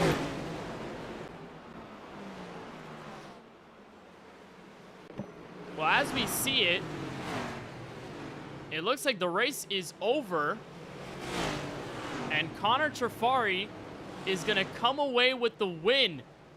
So in an odd set of circumstances, Connor Trafari, either perhaps on our error or not, Connor Trafari wins his 3rd race of the Season 4 SAAC Cup Series. And it's back-to-back for the 19-year-old. An incredible job by Trafari. He was at the front, he was at the back, and he finally got to the very front in this one. He was one of those guys, of course, that came in under the green flag stops, and the first caution came out, and that was potentially it. And then he got involved in 1 or 2 more accidents making his way through the field, but stayed out under that last caution. We talked about it at the top of the show. The guys that were going to potentially call some strategy to jump in the field when you need to do it. Of course, Trafari not really under threat of missing the eliminator chase, but nonetheless, he has made his way to the front of the field and won tonight. A 3rd victory this season, and joins Ethan Fonseca Moreno as drivers this year to go back-to-back. As Moreno did it at Michigan and Charlotte, now Trafari does it at Talladega and at Phoenix. And Trafari is starting to strike the iron when it's hot. Race win again for the 9 of Connor Trafari, and we're going to fully look at how the race ended, but I'm going to presume that given that big crash that happened, that we exhausted the final attempt at overtime, and I think, did we stay green? It looks like we did. We were on the live footage when we got the restart and when we had the crash, so I don't think race control threw the caution. I think they may have just cleared the caution and we stayed green until the end, so it allowed Connor Trafari to come across the line first, get away from AJ Hyder, and that was all that she wrote.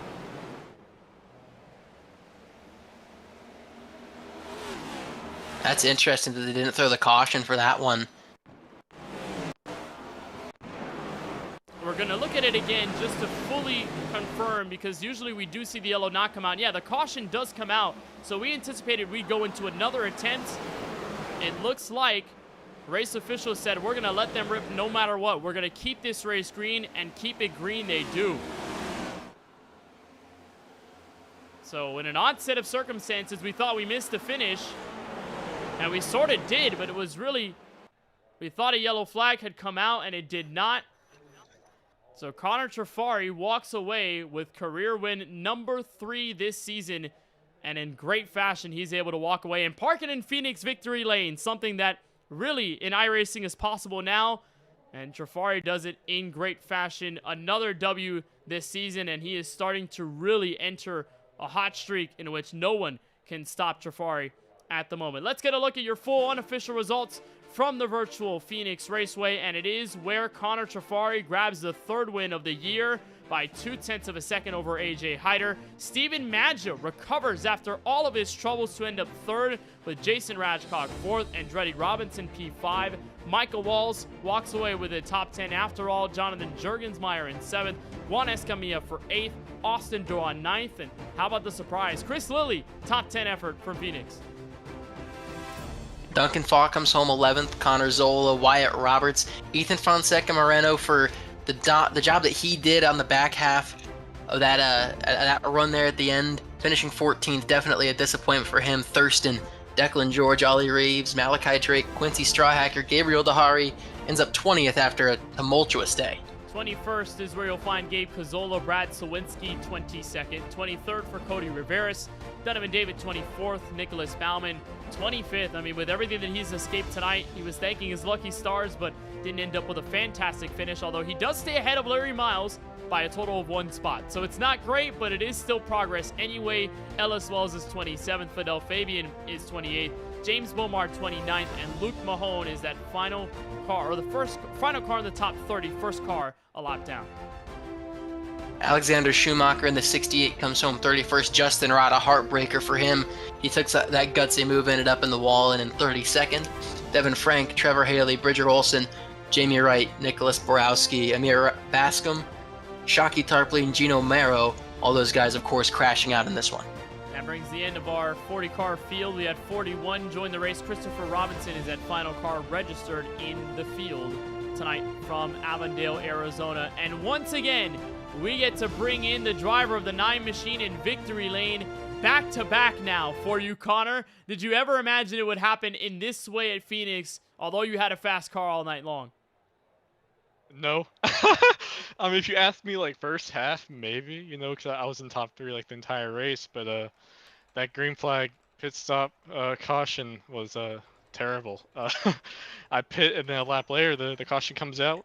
Really sucked. And then I just got stuck in the hornet's nest for a little bit there. Got spun out by Fidel because he got bumped by Cazzola. So I had to take my last set there. And I was really banking on it going green to the end. And it almost looked like I could have got maybe like a top 9, top 8 there. And then a caution came out. I was a little worried because, you know, I ran like 50-something laps on those tires. And I knew for sure I was not saving nothing on those tires. So I got really worried there. But I just had enough of a gap there to AJ to make it work out. But man, clean air. It made it feel like I wasn't on 50-lap old tires. It was so nice. And what was that? Yeah, congratulate. Go ahead, Nate. Oh, sorry. Congratulations, first of all. What's the mental like when everything is going wrong there in the middle of that back end of the run to keep yourself in it, saying, "Hey, we still have a chance at this." Well, see, the funny thing is I really thought I was out of it, honestly, because I saw Duncan, my rival, was like P2 or something like that. I was like, damn, I really just lost the mid-season madness because I think Brad or someone wanted to wreck 50 laps into a green flag run. So I was really out of it until really the long run hit, and I was starting to drive to the field, and I got up to the top 10, and I was like, damn, okay, I can actually salvage a run from this. And then when I got the lead from Andretti, man, I was so pumped. Like I really didn't think I'd be in this situation at all. Well, an unbelievable way that you did it, and it all came down to that staying out call that was pivotal on the older set of tires. Did you feel a lot of that pressure from behind? I know there were enough cars between you and AJ Hyder, Moreno, and the rest of the gang on 4 Fresh Goodies, but what was the emotions like in that moment? We know that you had a sigh of relief when you took the lead and the caution came out against Andretti Robinson, but what was it like in that sense with all those traffic cars behind you? You know, I was really trying to not think about that. Like I was talking with Jason Radcock and all my Zenith teammates about like who was the first one on Freshies, and like I would hear there maybe like row 3 or row 4, and like I'll just try to like tune out that they're even there, truthfully, because I felt like I would be a lot faster not worrying about them and really just keeping my eyes out front, because all I really had to do is run 2 perfect laps, and in the end that's kind of what won it for me. So it's a 3rd race victory this season between Sonoma, Talladega, and now Phoenix. You've won on 3 different disciplines of racetrack. How momentous is this as you jump into Homestead, Miami, and try to go for that Eliminator Chase trophy at the end of the season? Well, you know, I told you, man, I wasn't too confident about Phoenix or Homestead coming off my Dega win, but shoot, this definitely helps out a lot. You know, I definitely feel like I was good on the short tracks for sure with the next gen. I still don't know about my mile-and-a-half skills yet. We'll see next week for sure. But it definitely helps out a lot. And yeah, I think we're on the last round of the mid-season madness, right? Correct me if I'm wrong. Yes, next week is the final round. Shoot. Okay. Okay, yeah. So that should be a lot of fun. Going for that and regular season points, maybe the championship. I don't know how that shakes out with Moreno getting I don't know. I think he got like 13th or something like that. I don't know. Something happened to him, I think. But nonetheless, you But, have the yeah. momentum on your side. It's been a great season so far, and it's stepping up in the right place at the right time. Connor, congratulations on the victory. Before we let you step out and celebrate here from Phoenix, anybody that you want to shout out for tonight's W? Of course, yeah. All my Zenith teammates, Ollie, Amir, I'm definitely going to miss someone here. I think Shockey, Jason, he's not on the team officially, and Luke Mahone as well. They're all in the VC helping me out there. I'm Bruin, of course, for being the lead sponsor, and you know, it's actually a new car. I finally got my paint scheme creator, Chris Lilly, make me a scheme. So thanks to Chris for making the scheme. I absolutely love it. I feel like it fits the car perfectly. Give a shout out to y'all for playing on the broadcast, of course. We'll probably go and rewatch this just to see how it happened. Yeah, all the admins, and of course, Kelly for playing on this league, man. Well, Connor, I really hate to break the news to you, but it's going to be really anticlimactic because we were covering that last crash. We thought you guys were under yellow, and you guys kept running green, so we covered the finish a little late, but it's still a win. It's still a covered Connor Trafari win anyway. Connor, thank you so much for the time. Congratulations on the win here from Phoenix, and we'll see you at Homestead next week. Thank you so much. See you then. Congratulations. Thank you. Connor Trafari takes the W here from Phoenix Raceway. Let's jump into the driver who finishes in third. Unfortunately, we're not able to catch up with AJ Hyder right now, but Nate Polite, you've got Steven Maggio. Steven, how's it going? Hey guys, what's up? So obviously not the start you wanted to this race, and you had to work your way back up through the Hornet's Nest a couple of times. At about the midway point of this, or maybe even 40 laps in, did you really think third might have been on the table here? If I did, it would have been in a way different way than I got it, but probably not. No, I really messed myself up in this race. And how do you recover from something like that? Of course, starting on pole, defending winner at the track, and you go out and you lose it in turn number 2 of the race. How do you keep yourself in it after something like that happens? Well, I wouldn't know because I didn't tonight, but I mean, I drove back up to 6th, and I was really fast on that end of the first run, even with the tires that I'd spun on. And then I was looking to see when my pit stall was. Obviously I knew it was the first stall, but because we all had to stay on the outside until it was reasonable to start turning in, and I didn't want to do it too early, so I was looking on the left and I sped, and that put me in the back. And then when Bomar spun, I hit him because I didn't have anywhere to go. So I was damaged for the whole rest of the race. I was still damaged at the end there. I had like 40 seconds left. But yeah, I can't really say I recovered too well. We had that caution at the end, and I decided I was going to stay out because track position mattered, and I was going to restart 5th. And yeah, they wrecked once, so then that was even less laps I had to run, and then I just was somehow able to luck into 3rd. I was pretty dang lucky. So Better to be lucky than good sometimes, isn't it? yes, sir. Well, Steven, a great run tonight inside the top 3. I know this is going to possibly put you in a good spot entering Homestead, to which you've told us before, not the most confident you are at that track, but in your championship defense, there's going to be a lot of good tracks up for you in the Eliminator Chase. What's the mindset now as you close off this long stretch of the regular season and you focus more on the most important task of winning a second title?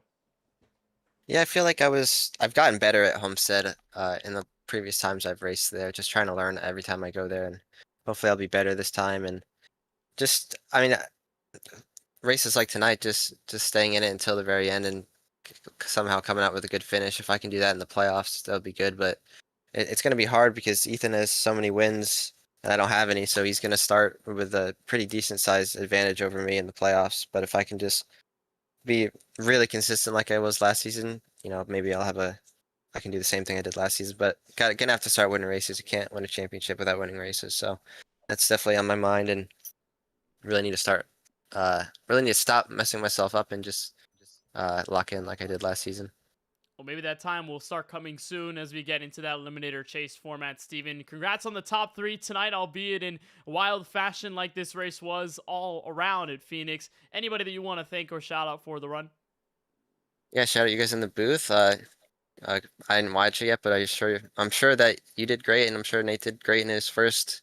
I don't know if you call this your first start, but your first time in the booth with KBueno. Happy for you, and hopefully you keep doing it with them. And shout out my teammates. Goat. Justin had a good chance there at the end, but just didn't work out, and Ethan dominated. But yeah, I think that's about it. Thank you guys for broadcasting, and have a good one. Thank you so much, Steven. Congratulations. Thank you. Steven Maggio ends up 3rd here from Phoenix Raceway, and just like you said, Nate, sometimes it's just better to be lucky than good in a situation like that. When you had all the troubles all night long, sometimes it's better to just scrap away with a good finish, and you kind of don't know how it all went, but you just want to forget about it and move on. And for the drivers now, only one race separates them from 16 drivers, making it into the eliminator chase format. We go down to South Florida, my favorite track, Homestead Miami Speedway, for race number 12 of the series in the final of the regular season campaign. We'll decide those that make the eliminator chase confirmed, and then we'll figure out the rest of the storylines. Nate, Homestead is always a great venue. So many different lines of use, so many different strategies that could be used there. So it's going to be a fantastic end to the regular season. Oh, it's time to get high, wide, and handsome. We're going to see who can ride the fence. We're going to see who can paint the line. It's probably about 4, maybe 5 cars wide, but there's probably 20 different lanes you could take around Homestead Miami Speedway. It's going to be a treat to watch with everything on the line next week. It's going to be so much fun, and that's not the only part of action that's happening here on the KBueno Racing Network. We'll have the coverage of the SAAC Cup Series regular season finale from Homestead on September 4th at 8:35 p.m. Eastern. You'll find that coverage right here on the KBueno Racing Network YouTube channel. But next Monday night on Labor Day, I believe we are still ready to go for the KBueno Truck Series and another edition, this time from the Music City in the Nashville Superspeedway. That coverage also begins at around 8:30 p.m. Eastern. Before we go green once again for race number 2 of the 4Wide Racing TJ's Team Series from the short track at Richmond. That coverage begins at 8:35 p.m. Eastern. Race coverage will begin at 9:10 p.m. Eastern after the pre-race show.